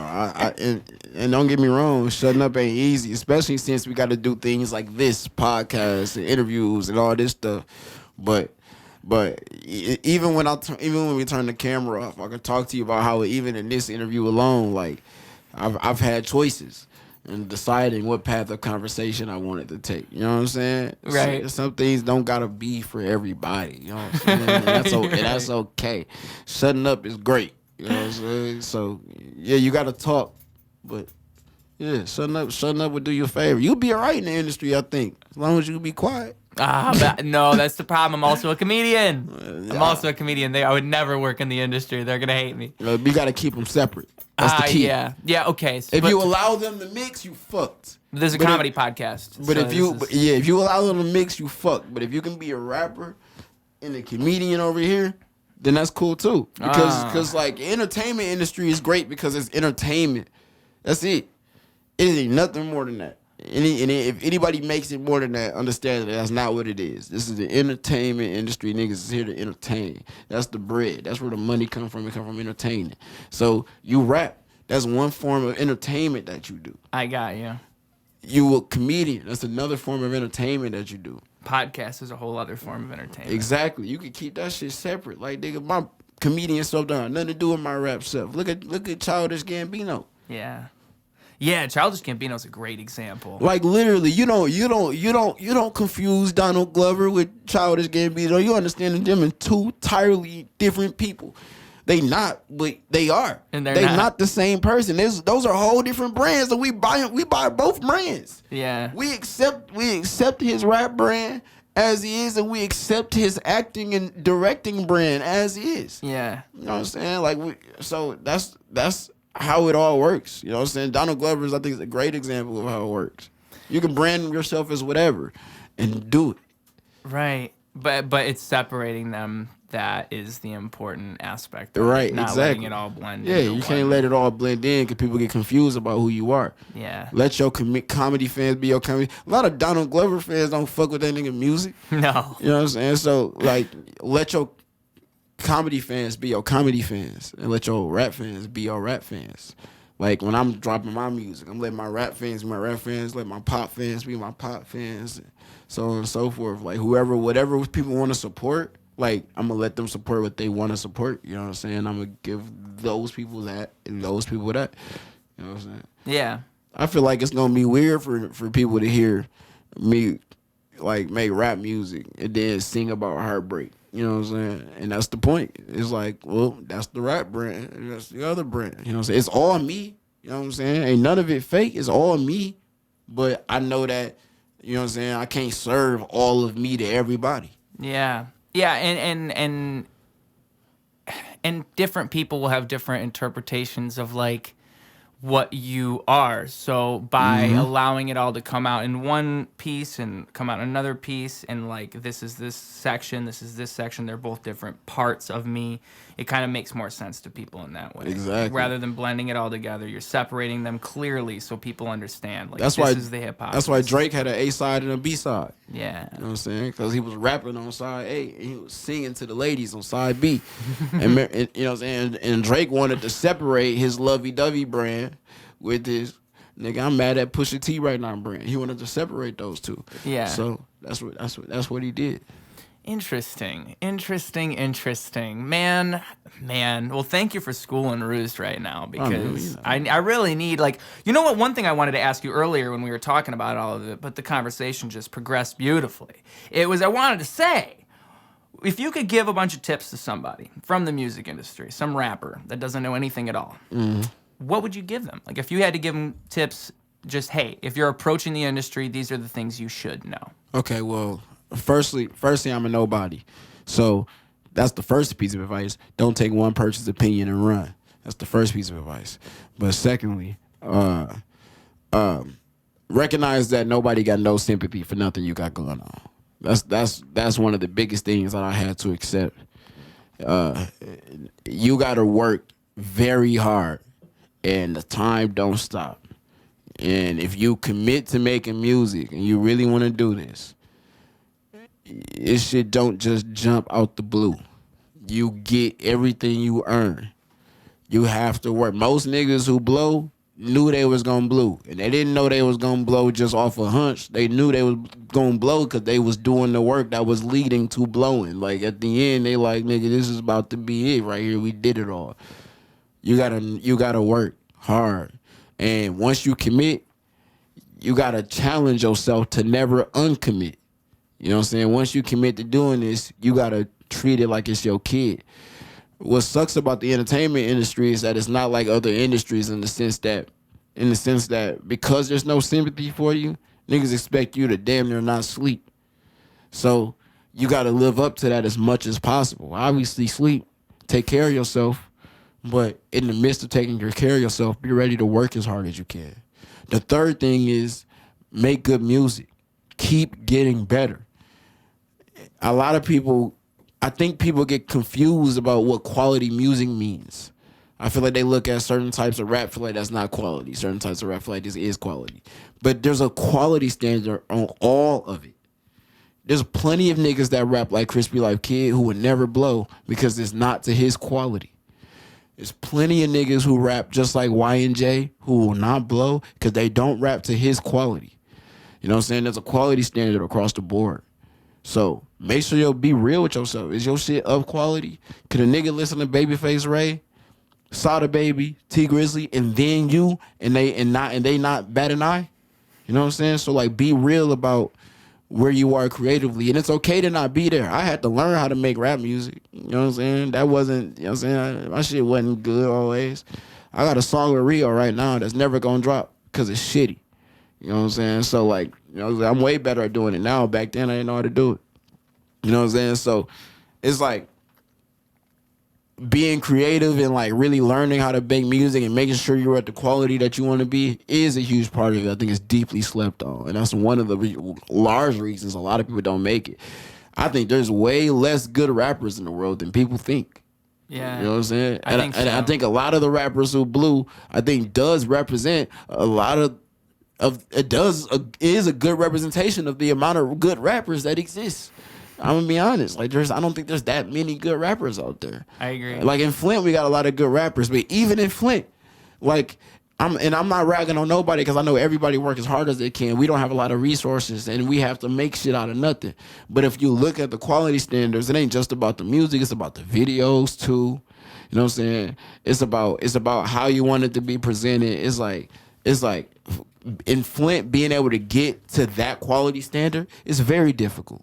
And it's a lot of the reason a lot of rappers here are not blowing. You know what I'm saying? It's one of the main reasons I ain't blow. My quality standard ain't there. Even if I feel like my music there, the videos ain't been there. You know what I'm saying? It ain't like the promo ain't been there. You know what I'm saying? Think about it like this. When a rapper drops a music video, right? And I'm talking about shit that I'm talking about shit that I haven't even done yet. The shit that I'm trying to do right now. So I can't even speak on this. Ain't experience. It's just me what I'm seeing. A rapper drop a music video, right? When a rapper drops a music video, there's usually 30 pages that then posted the video at the same time. So guess what? It's the only thing you're seeing all day. When I say pages, I'm talking about blogs on Instagram and all that. Even when we pay for Instagram promo, a lot of times we pay for Instagram promo. We buy a page here, maybe another slide on that page. 2 months later, a different page here. Like, in reality, these guys are literally paying and coordinating consistent 90-day, 100-day, 160-day promo back to back on the same pages to the same followers and knocking it down. So, you know what I'm saying? You realize that, like, you know what I'm saying? There's a commitment. There's a commitment to what you're doing. There's a commitment to the creativity. You got to get really dope with the music, and then the quality isn't just about the music. It's about how you promote it and the videos and all that. There's a quality standard on everything you're doing. There's a lot of people out there who got, you know what I'm saying, horrible merch. You know what I'm saying? You know what I'm saying? And as a result, it don't sell because you didn't create merch that match up with your brand in a way that the fans can connect to, so they actually want to buy it. There's a quality standard. Get real about where you are on quality. Don't just do things expect it to work. That's probably the biggest advice. Don't get lost into your own vision of like, oh, this is quality. This is quality. I know it is because I think it's good. Like, you gotta be real about it. If you want to do that, then accept that that's you. And you can do that. But if you want to sell to consumers, then you got to give consumers what they consider quality. I mean, you the one who want to sell to them. You don't got to want to sell to them. You can make music in your crib, sell it to the people you want to sell it to in your community and your family and all that, and it can be that. But if you want to sell it to consumers, then it got to be the quality that they want it. Right. You know what I'm saying? That's the only way. Yeah.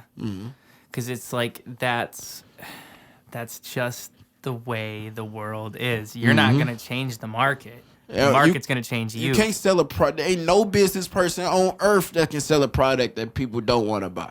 Yeah. Interesting. I mean, I think on just one of the recent podcasts I did, I think it might have been the one I did with Joey Koff 2 podcasts ago, I believe. We were talking about the whole sell me this pen thing with Jordan Belfort, where it's like, if you ever saw Wolf of Wall Street, there was a scene in the movie, but it's based on an actual speech that he would do about like, can you sell me this pen? Yeah, I'm familiar. And then, so generally people would go for like just ridiculous, like, oh, well, this is the best pen in the world, blah, blah, blah.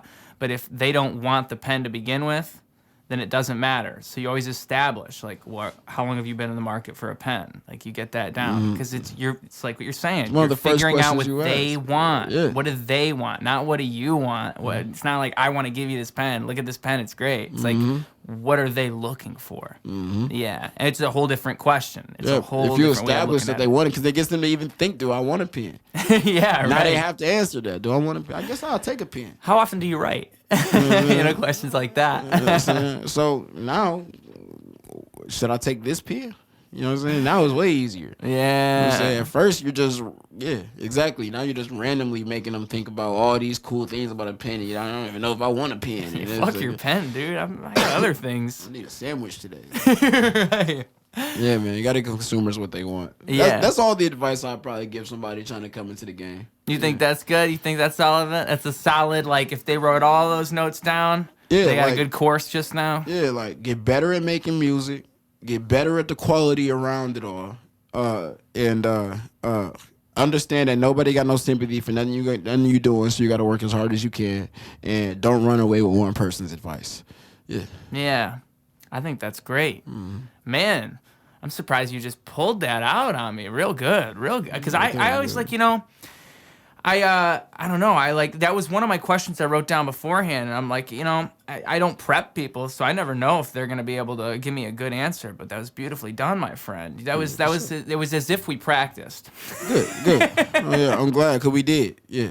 We totally did. We spent 30 minutes before where I just went through and told you everything we were going to say. This is all scripted. This whole podcast is scripted. The script is behind the camera and all that. I'm just reading. We're actually just really, really good at acting. Really good at it. That's why I say you need to put me on these roles. I'm about to put this is all actually an acting like reel. This part right here is in the script.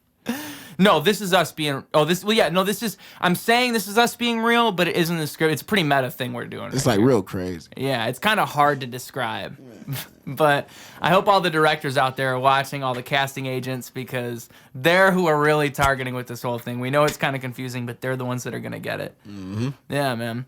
I mean, what kind of music are you? Because I don't think we talked about it on the podcast. We might have touched on it a little bit, but like for people who are familiar with your content, or maybe even people who aren't, what do they have to look forward to with the stuff that you've been making recently, with this big tape that you're building up to? How can you describe that to them? Okay, so right now I'm working on a project called Marlo, and I'm releasing singles from the project and stuff, and project cuts and stuff around it like every week. So if you follow me right now, if you go to my Spotify, my Apple Music, you're gonna see new music there on like a weekly basis. But the project I'm working on is called Marlo.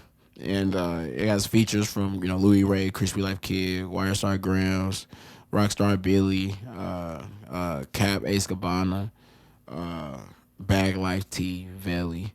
You know what I'm saying? I'm really pulling the city together on this one. So I think it's probably one of my most solid projects. I mean, I think it is my most solid project in the sense that it's consistent, it's high quality music.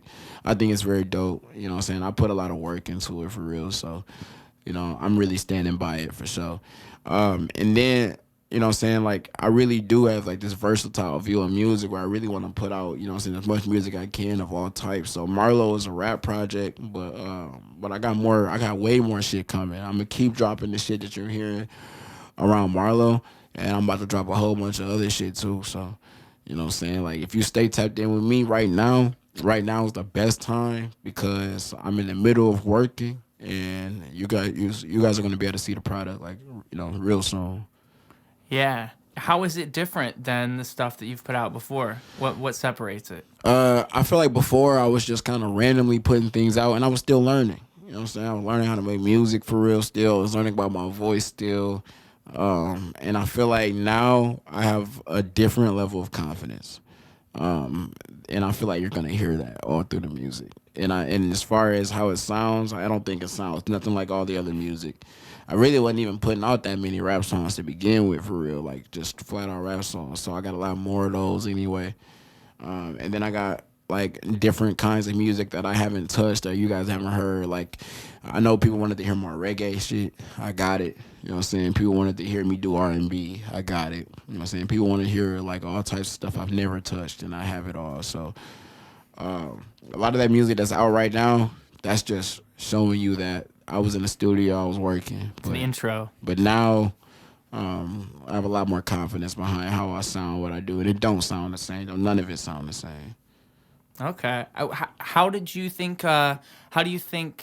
that developed with finding your voice and figuring out how to use that over the time that you've been making music? Because you mentioned that was one of the things that changed. Yeah, I think over time, number one, I started engineering myself, which gave me a lot more creativity and freedom. I was really able to just sit down and just do whatever.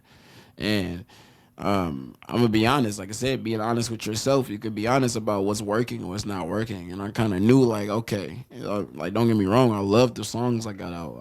I got some really good classic music out to me, but as far as the consistency behind the music being repetitively good, I wasn't quite getting there yet. And I kind of realized I needed to make some changes in the way that, in the confidence that you heard, you know what I'm saying, in order to really portray that. So I feel like I'm at that point now where if you're a fan of me, if you support me, you're going to hear dope song after dope song after dope song after dope song. And that's what I believe you're going to get, you know what I'm saying, supporting me now. But, you know what I'm saying, at that time, like I said, I got really dope music. You're just going to hear the growth. You're just going to hear the growth. Yeah. I'm willing to experiment more. Like I said, I'm working with rappers I've never worked with before, you know what I'm saying? So you're going to hear that. Man, one thing that's beautiful about making art is that you don't even realize as you're making it the growth you will see. Right. I mean, you see the growth in your own art, I'm sure. When you go back and you look at that stuff you made a couple of years ago when you were first starting out, and I'm sure at the time you were thinking, hell yeah, fuck yeah, let's get into this. I'm gonna make the dopest art I can possibly make. And it was super dope, and it is super dope. It still is. But in your brain now, with the information that you've gained over time and the perspective that you have now, you're able to look at it and go, oh, like, this is what I would have done differently if I was me back then. And it's just you're capturing what you were at that time. So it's really interesting that you can that's a thing, and that growth is visible. That's why it's important to be honest with yourself. You know what I'm saying? I try to be honest with myself now. Like, I know what I got to improve on. Yeah. So I know it's about to get crazier. Like, I'm in the studio is really the gym. Like, I really be in the gym. You know what I'm saying? Like, I really be in the gym. Like if there's one thing I'm gonna do, I'm gonna get better. I'm gonna get better at everything I want to get better at. Like 1,000%. And the 10,000 hours thing is totally true. Like, or it's just, if it's not 10,000 hours, the principle is correct. Yeah, the spirit of it. Like, every time you do anything, you're slowly mastering whatever that art is of doing that thing. Like, doesn't matter what it is. So if it's music, if it's using your voice, if it's writing songs, if it's, as a rapper, I'm trying to think of all the different little facets of that, because there's a lot of it. Wordplay, like just the way that you connect words. I be working on my flow, and like this is the thing. When I say work on my flow, that's the point. It ain't just about better per se, but it's about who you want to appeal to and expanding your audience. Yeah. So it's like okay, well, if I want to tap into the people who be listening to Kevin Gates, then I got to get just as good as Kevin Gates, if not better, at doing A, B, and C. You know what I'm saying? Kevin Gates, dope with the harmonies. I love doing harmonies. So I'm going to get crazy with the harmonies. But he also dope with doing harmonies on the type of songs that you don't expect harmonies on. So what I'm going to do, I'm about to go find beats that you wouldn't expect harmonies on and get really good at putting harmonies on them. You know what I'm saying? Like, because that's the fan base I want to tap in with right now. Or I want to tap in with the people who love Detroit rap. All right, well, I'm going to get better at making Detroit rap music.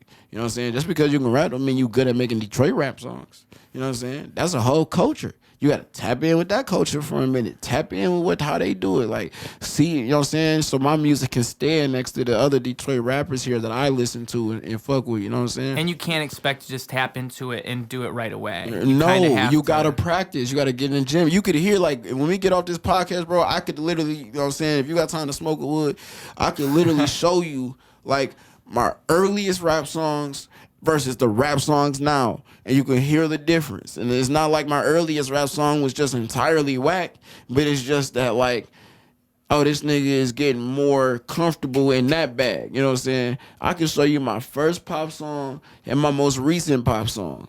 You know what I'm saying? You can hear, oh, this nigga been in the gym on that pop music. Yeah. You know what I'm saying? Like, it's like the studio really is the gym.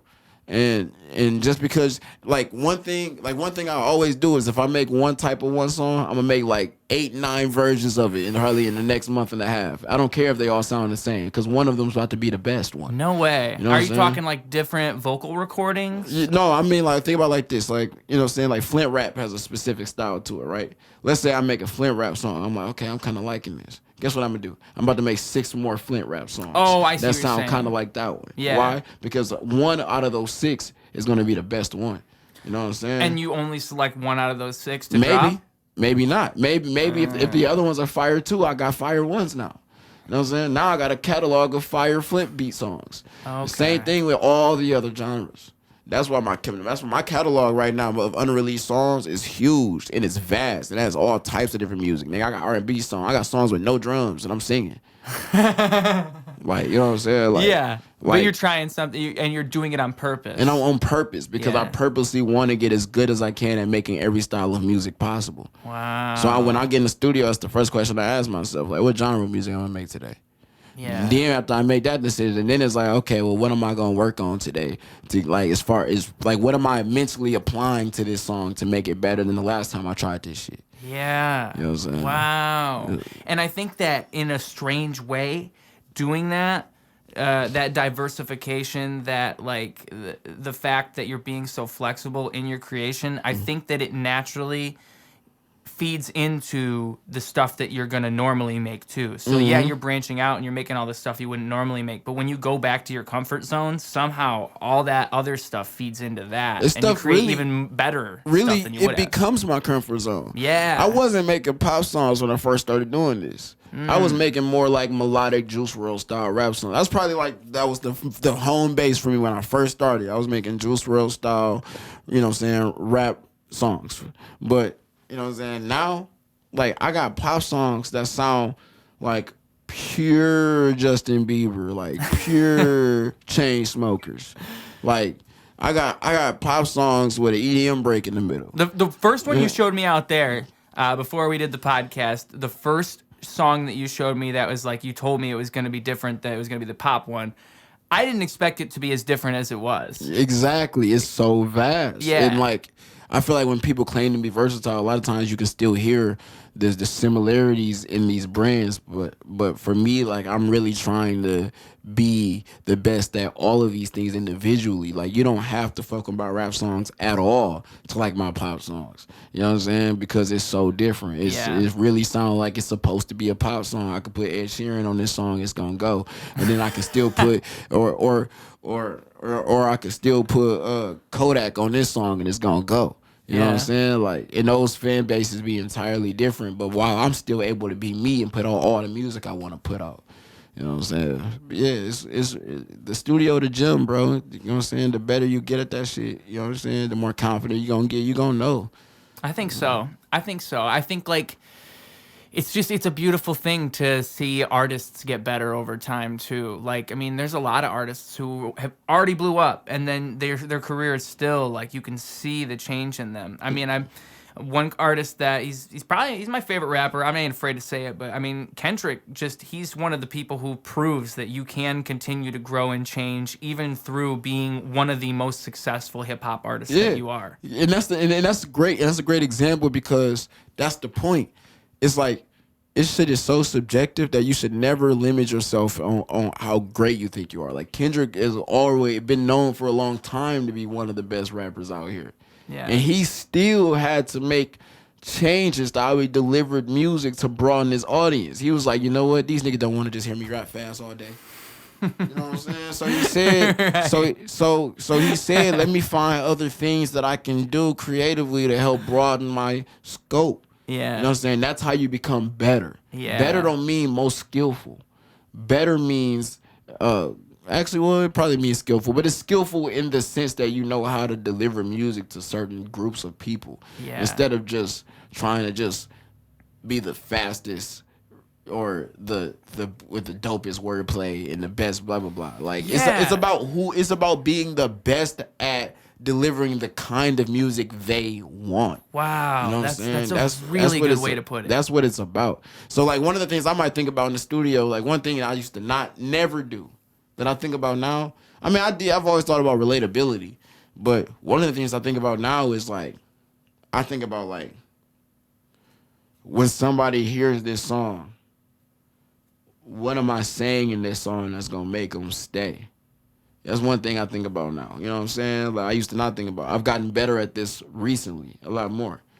You know what I'm saying? I realized that, you know what I'm saying? Like, I realized that actually doing lyrics that make people go like, damn, that's hard, but it's still delivered in a way that go, man, that shit bounce, and you still blah, blah, blah. All that really do matter, you know what I'm saying?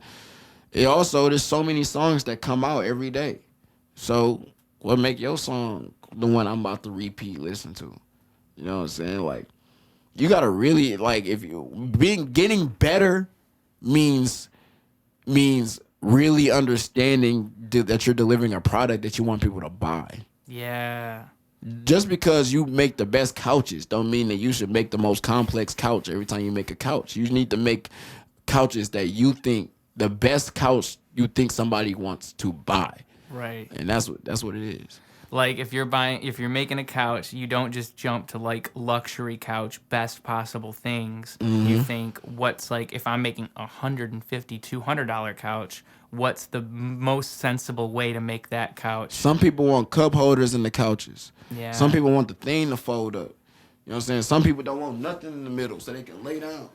You know what I'm saying? And like, if it's like that, then like, That's the point. You can become the best at making every kind of them couches. Yeah. You know what I'm saying? You don't got to just be the couch maker that got the best leather. You can be the couch maker that make the best of every kind of couch that somebody wants. That people want. And people want different things. Yeah, and I think that's like, it's one of those things where it's like learn from the masters too. I mean, that's why I bring up Kendrick Lamar a million times on this podcast, because he's a master of his craft, man. He's really mastered the art of like hip hop and how to market while being yourself, and like we just talked about, how to master your craft by shifting and changing throughout time. I mean, the how essential that is crazy. But I mean, all of the masters do these things. I mean, there's a song I just released called Practically, where I start the second verse with method.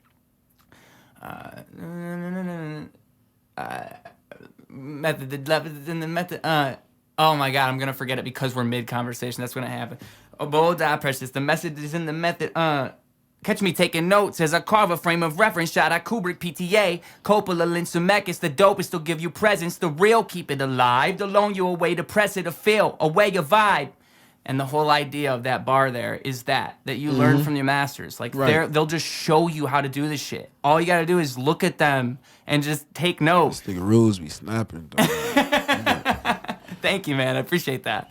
But I love that I was able to write a bar that encapsulates that, because I feel that so deeply in my soul. Like, I think one great example of this too is when I started getting better at making like rap songs and stuff. When I started getting better at that, one of the things I had to think about then was, okay, now I don't want to just rap though. Like I'm gonna just rap, but I'm saying like, how do I make these rap songs that people fuck with? Like, why did people like T Grizzly's First Day Out? You know what I'm saying? Because that intro was just encapsulating, and you knew his story. So his story plus his lyrics in the song just made you like just rock with it. You know what I'm saying? Why do certain songs stick? You know what I'm saying? When you start thinking about that, you can start applying. Like I got one song, it's not out right now, but I got one song called I'm Blessed. You know what I'm saying? I know a lot of people gonna fuck with that song. But all I'm doing in the hook is I'm saying I'm blessed 4 times. How did my phone come back on? Whoa, that's some weird shit. That is some weird shit. But all I'm doing is saying I'm blessed in the hook. But I'm really rapping around the hook and all that. But some people are gonna really fuck with all the shit I'm saying in the verses. A lot of people just gonna fuck with that I'm blessed part because they relate to it. You know what I'm saying? It's like what you were saying before about why do people listen? Like, you know what is making them listen? Where is it coming from? That's why when we see some rappers blow, sometimes songs that be so simple, a nigga be like, man, how did a nigga blow off that? We were like, because, like, that's what it is. Like that's where the culture is at the moment. I think it speaks for the culture. The culture wanted that song. Yeah. You know what I'm saying? I mean, that's kind of the crazy part about it is like you can't even argue with it. It's just what the culture wanted. It's what the culture wanted. Mm-hmm. The culture wanted that. Yeah. So it's like when you're being a hater, it's senseless because it's just like it's a reflection. It's like a mirror of what the culture is at the moment. And a lot of times the same artists that we think are not good, that I don't want to use the word we because, you know what I'm saying, but this, like we believe this. I'm talking about like as a society, but the same artists that we as a society might think is like weak or something like that, the reality is they might be so talented that they caught the culture. You know what I'm saying? That's what it means to be a better artist. Yeah. Being a better artist means being able to catch the culture, as far as if that's what your goal is, if you want people to listen to you. You know what I'm saying? So like, if you can catch the culture, that don't make you weak. That make you dope. Yeah. You had the mental ability, like a lot of rappers you know what I'm saying? Like Jay is a great example. Y&J, you know what I'm saying? Y&J is, everybody know Y&J is an extremely talented artist. You know what I'm saying? And Jay, and I think one thing that proves that Jay's even more talented is he caught the culture. It ain't like Jay was just in the crib doing Coochie Man shit for 6 years. It's what Coochie Man was doing, what Y&J was doing was he was making music and adapting to the culture. He caught the culture.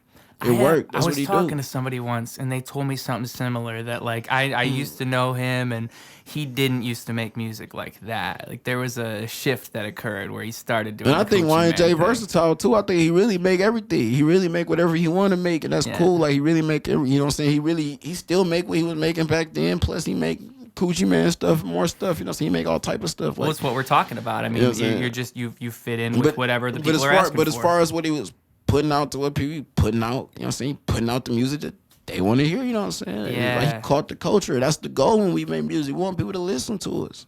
He got people listening to him because he caught the culture. That's talent.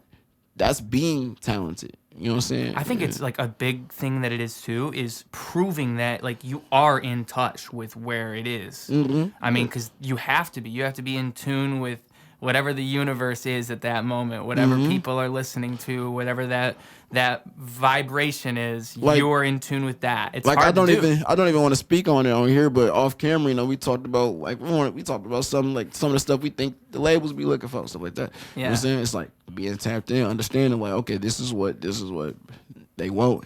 Yeah. You know what I'm saying? And it ain't, and again, if you like making music, how is it bad to make music for the people? Right. You know what I'm saying? If you like doing it, you know what I'm saying? And if you don't like doing that, then you don't like making music for the people. You like making music for you. I mean, that's great, because I like making music for me too, and I still do.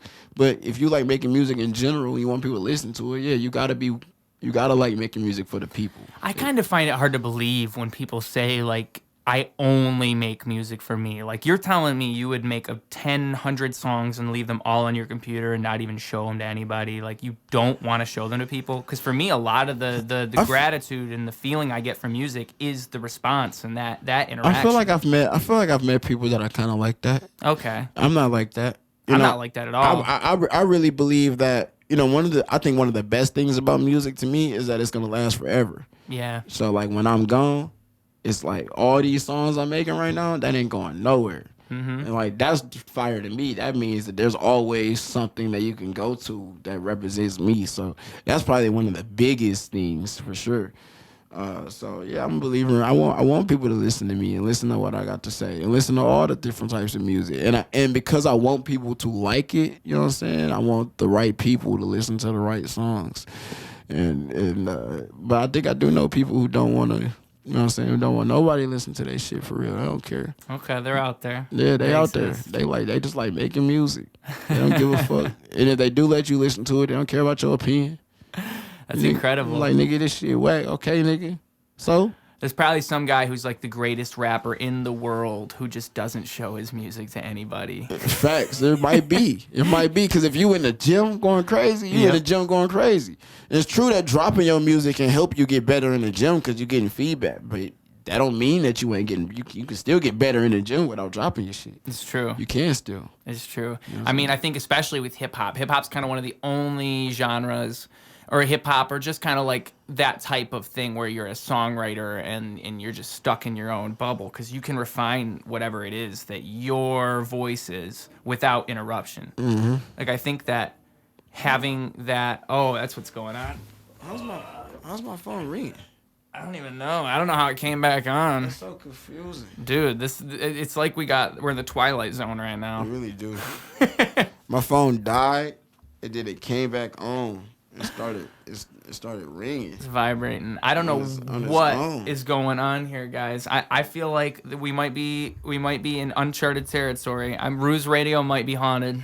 That might be what's going on. Yeah, I mean, I can't explain it. I'm glad that you recapped, because I was about to. Like, I know that how this podcast game works. Everybody listening is like, what the fuck's going on? You did it for me. It's beautiful. Do you listen to podcasts often? I would go through phases. Okay. I go through phases where I might listen to a podcast for a while, then a phase where I'm not listening to no podcast right now. There's no podcast that I'm listening to in long form right now at all. No. Okay. I make sure I pay attention to what happens on the Kid L podcast. I fuck with him heavy. I make the Flinternet podcast. I pay attention. I tap into their videos and their clips. I fuck with them. Man, what else? There's a few other podcasts out there I tap in with when they drop. But as far as actually sitting and watching long form podcasts, like the full podcast, I ain't been in that bag in a while. I've been working a little more lately. I ain't had that type of. Yeah. I guess that kind of stops you, unless you got one of those cool jobs where you can just fucking turn something on and mindlessly listen to it. Right. Yeah. No. But it sounds like we don't. No. Yeah. No, bro. My whole career is based on being sonically available. that's true. That's your whole job right now is just making music. That's your all in. Mm-hmm. Congratulations, man. Yeah, that's all I do. No, I don't work a job other than doing music. The last job I ever had was Duke's Car Stereo. I quit there when they wouldn't let me go to California. Oh boy. Yeah, I wanted to go to Cali, and I did go, but I asked for them days off. Told me no, and like there was only, and I feel bad about this too, but I just had to do what I had to do. This was the day I committed to making music for real. Like this is the day I committed. Basically, there was only 2 people who worked the sales side at Duke's. Everybody else did the installing and stuff. They don't do sales. The only 2 people was me and the boss.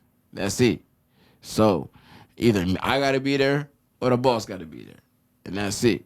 So at the time that I wanted to go to Cali, it was a whole bunch of like Flint rappers and a bunch of other people that I ain't never met before at the time that I wanted to tap in with. Really the whole... It was like the Wave Village group of people, right? Because I remember there's a vlog out there about this trip. Yeah, there is. Yeah. It was that trip. It was Wave Village, and there was a whole bunch of other people outside of Wave Village that was in LA at the time too. It was just a good time to be in LA if you were an artist out the Midwest.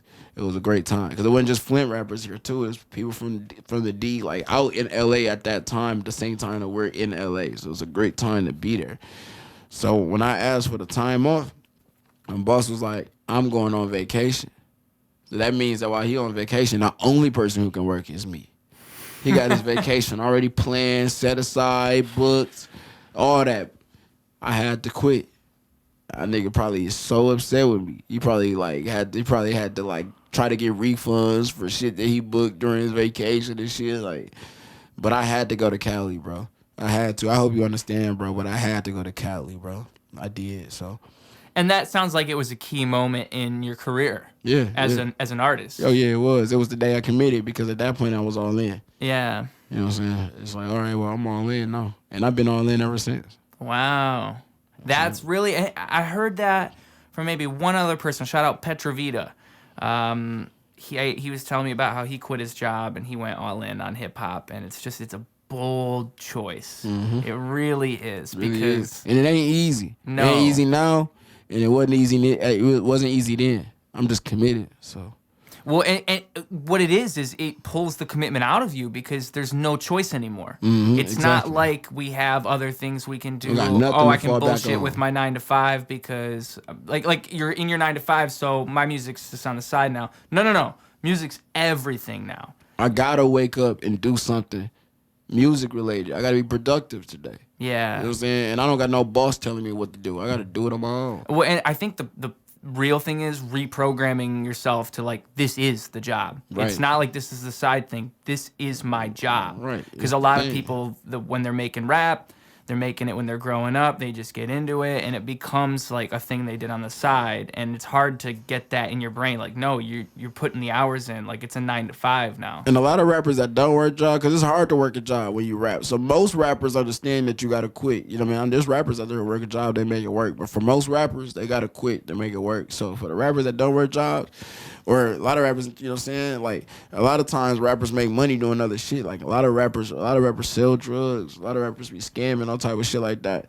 But this is the thing I realized about that type of shit, too. It's true that, like, what you put your mental towards is how you gonna get your cheese. How you want to get your cheese is how you gonna get your cheese. Yeah. So like, somebody might be making this and that from selling drugs, but know that you're taking away from what you could be making doing music. It might be a way less, but I feel like you got to put your mental on what you really want your bread to come from. You're going to get comfortable making bread doing other shit.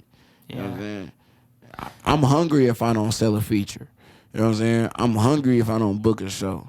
You know what I'm saying? Like, so I feel like that's the way, that's where the grind really come in. And like, I'm hungry if I don't do these things, and this is what I want to do, so I think you have to make yourself uncomfortable, man. I think that's what it is. Like, you have to force yourself into that uncomfortable situation. Like, because like you said, it makes you hungry. It's a hard thing to do. Like, it's easier said than done, 100%. Right. I mean, like, Do you ever get frustrated that that's the position you're in? Like, fuck, dude, I almost wish I did have some kind of safety net. Yeah, I do. And I do sometimes get frustrated, but then I got to hold myself accountable. Like, nigga, I chose this. Yeah. Nigga, it's what you want, nigga. And that's where success comes from, is that attitude. And that's where and then, by the way, that's where I be talking about when there ain't no sympathy for nothing you got going on. Yeah. Like, there ain't nobody I can, like, I can't get up and expect the world of rap to have any sympathy for me because I don't got a job and I don't got no money or whatever the fuck. Like nigga, I gotta get up and grind on this music shit, and then still put money back into the music.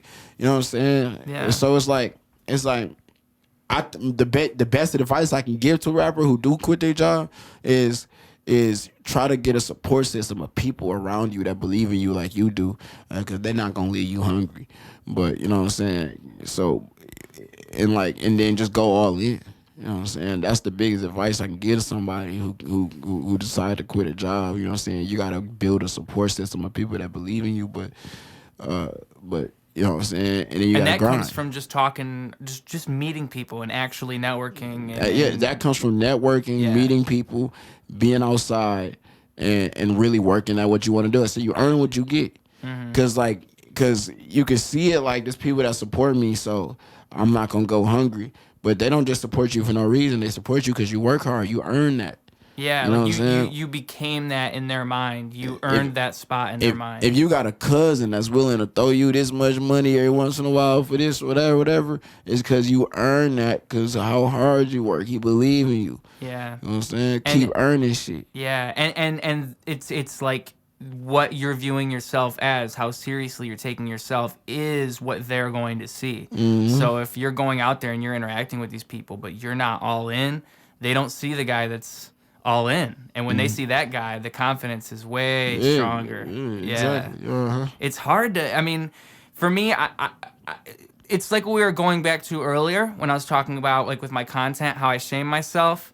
I think that I don't go all in enough either, man. I think that's kind of where a lot of that comes from for me, is I know I could go in a little bit deeper on this. Yep. Like, and I just the other day, 2 days ago, me and my job broke up. So it's Ruse out here unemployed again. That's kind of why I'm out here doing all these podcasts, because the podcast is my job. It is my job. It's that in hip hop. Mm-hmm. If I could monetize this, I would love to just do this. Dude, this is awesome. This is great. This is just what I do anyways.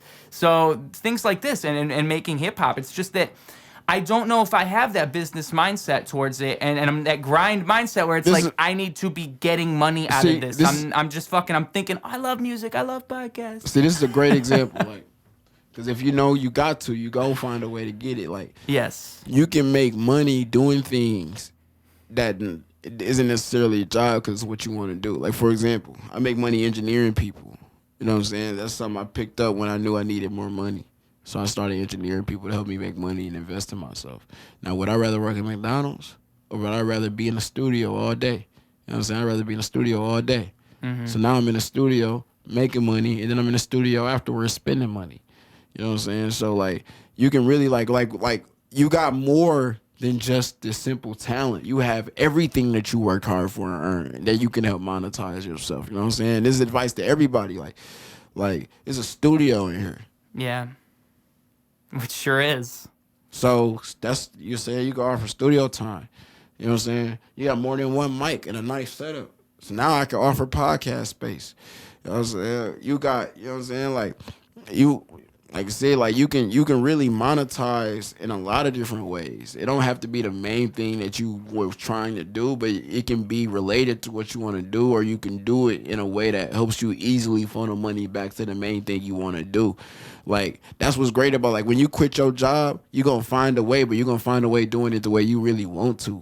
You know what I'm saying? I don't engineer niggas because I don't want to. I do want to do it. And it is a dope way for me to make money. And it's like the world is so much bigger than whatever you're thinking it is. Like, there is a group of people who would buy into whatever it is. Yeah, people will spend money on you. Like I said, you edit. Yeah. So yeah, you can go office, you can go edit for money. I know. Like, and I'm not saying, and I'm not even trying to, like, 'cause I don't know what you do or don't do. So, but what I really mean is, like, just talking to the world in general is just, but you're applying it to me, but it's just general advice. I get exactly what you're saying. You could literally do, you know what I'm saying? You could just being a talented creative person gives you the skill set to do all type of things to help you make money. Mm-hmm. You know what I'm saying? And the real thing of it is, pick the thing that you actually don't fucking hate doing. Like, yeah, everything can kind of become a chore, but pick the thing that you are most comfortable with becoming a chore. Because we gotta make money somehow. Yeah, exactly. We have to make money somehow. Mm-hmm. So like I said, would I rather be... It's true that sometimes engineering can feel like a job. Yes. Sometimes. But nigga... Because the world, it works in a way that we gotta make money. Would I rather be at Walmart or McDonald's working, or am I good right here? Nigga, I'm good right here. I'm about to be thankful. Exactly. I'm about to be thankful. If I shoot videos and shit, I may not be wanting to edit some random nigga YouTube channel that I never met that lives 4 states away. But nigga, I'm about to be thankful because I could be making money doing some bullshit.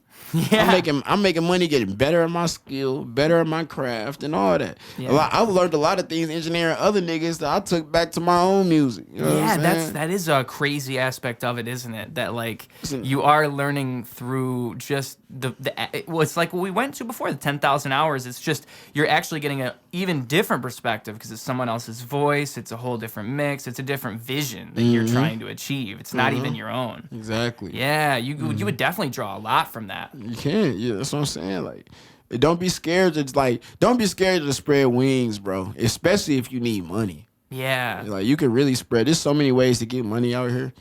Like, I need to spread my wings and fly like an eagle, man. And I'm not saying that like I'm just rich and nothing like that either. Like, it's hard. It shit ain't easy. I'm just saying that it's doable. It's getting done. It can be done. And I think that is what separates, the good from the great, is like the people who are willing to go that extra mile and have nothing and go all in.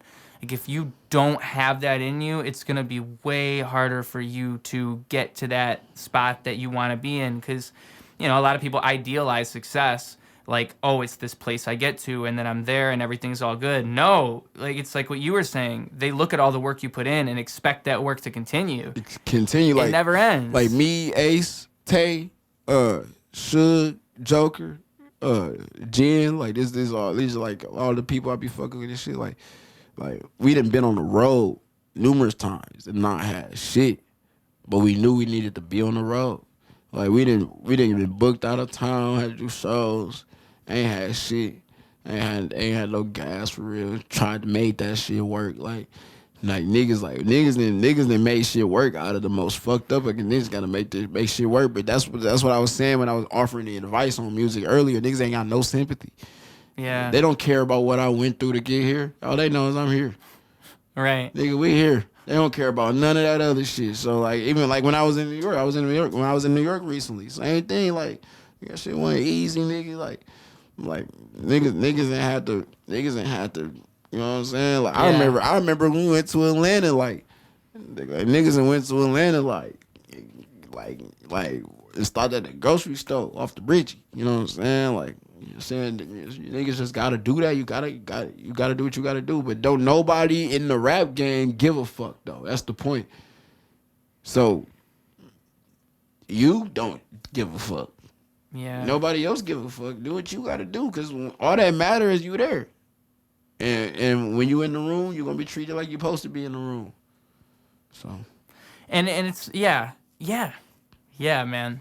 Wow, you're good at giving music advice. You could make the whole thing out of that. You could make that one of your things. Just go on and give your top 5 tips for making it in the music industry. I'm already imagining the clips I'm pulling from this podcast with your beautiful statements. Man, I want to see niggas win, man. I want to see niggas win. I love it, man. Because I want to win, bro. I know what it's like to want to win. I love it when people are willing to share the stuff that they learn too. Because a lot of people are cagey about that type of thing. You're like, oh, you had some experience with the industry? Tell me about about it and they're like, oh no, man, like, they just all of a sudden they don't want you to know the sauce. They don't want you to know the secrets because it's like they like the mystery of it. Yeah, but in the end, competition it's like, in their mind, like exactly. should be a competition. And don't get me wrong, it kind of what sucks about the music. It's one of the things that suck the most. One of the things that suck the most is it's an environment that's set up to naturally create competition, unfortunately. Like, you don't want to compete with niggas, but then niggas is putting you in an environment where you got to compete with niggas. Like, think about how rap fans even talk about music. You know what I'm saying? Who's better? You know what I'm saying? Albums dropping the same week. Which one do the best numbers? It's on the blogs. Like, it's always competition. Think about how labels sign artists. It's always regional. They go to cities, and instead of just signing the nigga that they came to the city to sign, they're gonna come to the city and figure out what's the whole scene in the city. And now niggas in the city gotta compete with each other to fuck with whatever label niggas is in their town. It's like the whole shit is based on competition. But that don't mean that you have to get obsessed with that, though. You don't gotta get obsessed with like that, it's almost like don't become a politician. Right. You don't gotta, like, you can participate in the competition, but you can have your own rule set. Yeah. Like, my own rule set is to only worry about me. So, like, I'm not gonna pretend that I'm not a part of the competition because this is natural force of competition, but I'm only worried about me, though. Right. I don't care who wins. Yeah. I don't, you know what I'm saying? At what times? I don't care who run past the what's the name. I'm not paying attention to none of that. I'm just paying attention to me doing me. You know what I'm saying? Supporting the niggas I want to support. You know what I'm saying? Just stay in your lane. Exactly. I feel like it's hard to do though, man. It's hard to do. Oh, I just lost my entire train of thought. What did we just say? You mentioned I'm awful. The last thing was that, you know what I'm saying, being good at giving music advice and all that stuff. I was saying I want to see niggas win. Excuse my dementia, but you good? Yes, good? I and I think that, like, you know, it's when we feed into that with one another, when we put that energy out there, that it's not. I've heard people describe this well, where it's like this exists in all forms of people all over the place, where it's like they don't want other people to succeed, and so they'll step on what they're doing, or they'll be rude. Just millions of different ways that this comes out. But it's like they don't want others to succeed. Almost like there's this idea of this famine mentality. Like, people are only going to give this much of their love to this, and so I have to not let you be as successful as I'm going to be because I can be better than this. When it's like, it's just the complete wrong way of looking at it. Like, when you share your knowledge, dude, most people don't even give a fuck. Most people don't care. You're going to give them your knowledge. They weren't even listening to you. And the reality is it's just enough to go around. It's hard to see that. It's always hard to picture that. Yeah. That's what it be too. Like, it's like, it looks small. Like, Flint looks small. A lot of like a lot of rappers in Flint, like, is blowing. And it's making a lot of other people look at the niggas that's blowing and thinking like, damn, this shit getting too tight.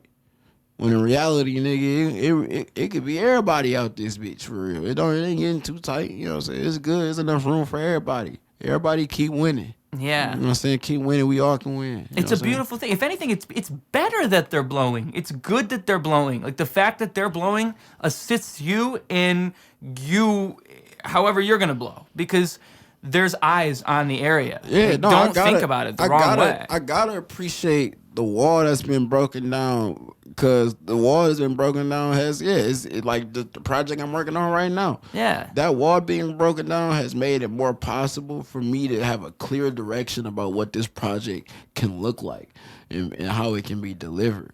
Think about before niggas blew, like before Rio and all that. Like, before then, it was like we had a whole bunch of talent, but it was random as shit. Label wouldn't know what to do when they came here. It was some niggas doing this, some niggas doing that randomly, and then these niggas was never doing the same things, and it was random. And that was one of our problems. It was too random. Now we have a direction, and we can grow that direction and grow it further like a flower. But that take time. It don't gotta be that because this one thing blew that everything gotta blow per se immediately. I think it's gonna grow like a flower. So I'm saying, so right now these petals is going, but then these petals gonna go, then those petals gonna go. You know what I'm saying? It's gonna, like, it's room for everything to go. It's just gotta wait your turn. Yeah, I think success is a beautiful thing where it's like it can come from places you didn't even know too. A lot of the time, that's usually what it is. Like, that's why you do have to wait your turn. You'll make their best shit, the most popular shit, most likely on accident. That's almost always what it is. A lot of times, for sure. Like, a lot of the best songs I got, you know what I'm saying? Like, I meant to record a throwaway. God damn, I tried to record a throwaway. You recorded this hard ass shit. There's a lot of times you'll hear that story where it's like this song that everybody's known for the last 20 years was actually just some bullshit. Supposed to be a throwaway, bro. Yeah. I mean, Smells Like Teen Spirit's a good example. That song, I mean, Kurt Cobain didn't even really care that much for it. And I know the guitar riff is simple as fuck. Like, it was not something anybody was super proud of, but when people think of Nirvana, it's usually the first song they think of. And it's just something you could never predict when it comes to making music. So you have to just stick to that process. Yeah, I think a hard part is that in this day and age, there's a lot of there's a lure to not stick to that process and to recreate certain things that you've done and to fall into a pattern of like, oh, this is what you do now. And I think marketing agencies and labels fall victim to this mentality of like, no, it kind of goes with what you were saying earlier, let the rappers be rappers. Because then you'll have somebody come in and they'll say, no, this is what you should do. Like, just stick to, you got famous because you did this and it got 2 million views. Keep doing that. It's like saying, do Coochie Man forever. Like, the person who does Coochie Man might not want to do Coochie Man forever. It's up to the person at the end of the day. It's always going to be up to the creative. Yeah, it's going to be up to what the creative want to do. Like, it's because the creative is the one who's going to be most tapped in on what's going on. And, you know what I'm saying? And I think a lot of the music industry understands that nowadays versus than they did before. I think a lot of the music industry do get that nowadays. But that's because rap is what it is. And like we was talking about earlier, the moment that rap become not that, it won't be like that no more. But I think that we still got a grip on our creatives in this industry because luckily I feel like we've convinced labels and people to understand that like this is what rap is. And at the highest level that might not be the case, you know what I'm saying? I don't know for real. You know what I'm saying? But I'm saying at least down here at the level that I'm at and at the level that I can see above me, you know what I'm saying? It's like, so far, I feel like niggas is holding on to that creative control, and it gotta stay like that. Yeah. Shout out all my rappers that are keeping it creative out there, man. It's not there's a whole lot of us, but I agree with your previous statement when you said that it's really not a whole lot of talented rappers out here, timeless rappers out here. I mean, for me, when I write a song, that's the ultimate. That's the goal, is to be timeless, to be unforgotten, to make it something that'll stick around. I imagine it's the same for you. And honestly, what I was really saying is it's not that many talented rappers at all, in my opinion. In general, there's not that many talented people. You know what I'm saying? Like, there's not that many talented rappers at all. You know what I'm saying? I think the rappers that blow, whether it be they went viral or that they got this super timeless music or wherever they are in that journey or whatever it might be, I think that they blew a lot of the time. If they were not as talented, they would not have blown. Right. And I think that's true 98% of the time. And I think that yeah, there's not a lot of rappers out here that's super talented that can't blow. I don't think we actually see that as often as people might think we see that. You know what I'm saying? I think that what we often see is people who might be talented at one thing or to some degree that didn't back it up with the hard work on their own and they didn't blow. But as far as like rappers, that's why I use the word rappers too, because I don't mean people who just rap. I'm talking about rappers. Like what is my career? I'm a rapper. You know what I'm saying? Not I do this or do that. What is your career? I'm a rapper. Right. There's not a lot of rappers who really wake up every day and go to work, who are very talented and can't blow. There's not a lot. You know what I'm saying? If you wake up every day and you're a rapper and you're as good as you think not only say you think, but as good as you're supposed to be, you will blow. Right. You will. Otherwise, you weren't as talented as you Otherwise, thought you were. Otherwise, either you weren't doing what you were supposed to do at work or your music wasn't there. Because otherwise, it's just a conversation. It's just you saying something to yourself. I am talented. But the universe never confirmed it. Right, yeah. Like, it's like at the end of the day, if you choose to make this your work, then yes, man, get in there, get better, and work hard on all the other stuff. And if you do that, you will blow. That's my belief. 100%, you will blow. It'd be good. Man, I think that's a good way for us to wrap this one up. I think we hit on a lot of stuff here. That's a great. Yeah, we did. Another beautiful episode of Ruse Radio. With you, couldn't have done it without you, my friend. Appreciate you having me. Appreciate y'all being here. You know what I'm saying? Is there anything you want to leave them with? Any like social medias or anything you got to make sure to plug? Yeah, man. So look, my name is Cameron Tyler. If you want to find me, get on Instagram, search Cameron Tyler VID. You will find my page there. You can go on Facebook and search Cameron Tyler. You'll find me there. You on Spotify, Apple Music, YouTube. I'm dropping music every week, so follow me on Spotify. Tap in on my Apple Music. Add them songs to your playlist so you can stream them songs. The videos is coming. Hit me up anytime for the features. Hit me up if you need studio time, because I offer that too. You know what I'm saying? I engineer all my own music, so if you like how I sound, I can do my best to have you sounding good as well. So I appreciate y'all, man. Appreciate you, Ruse, man. Some good shit for sure. I appreciate each and every one of you. I appreciate you. I appreciate the listeners who stuck around for this whole thing. You're crazy. You listened to us for 2 hours now. Go outside, touch some grass. Go do something cooler than what we just did. Go be cool. Go be awesome. Go be creative, people. All right? With all that being said, Ruse Radio clocking out.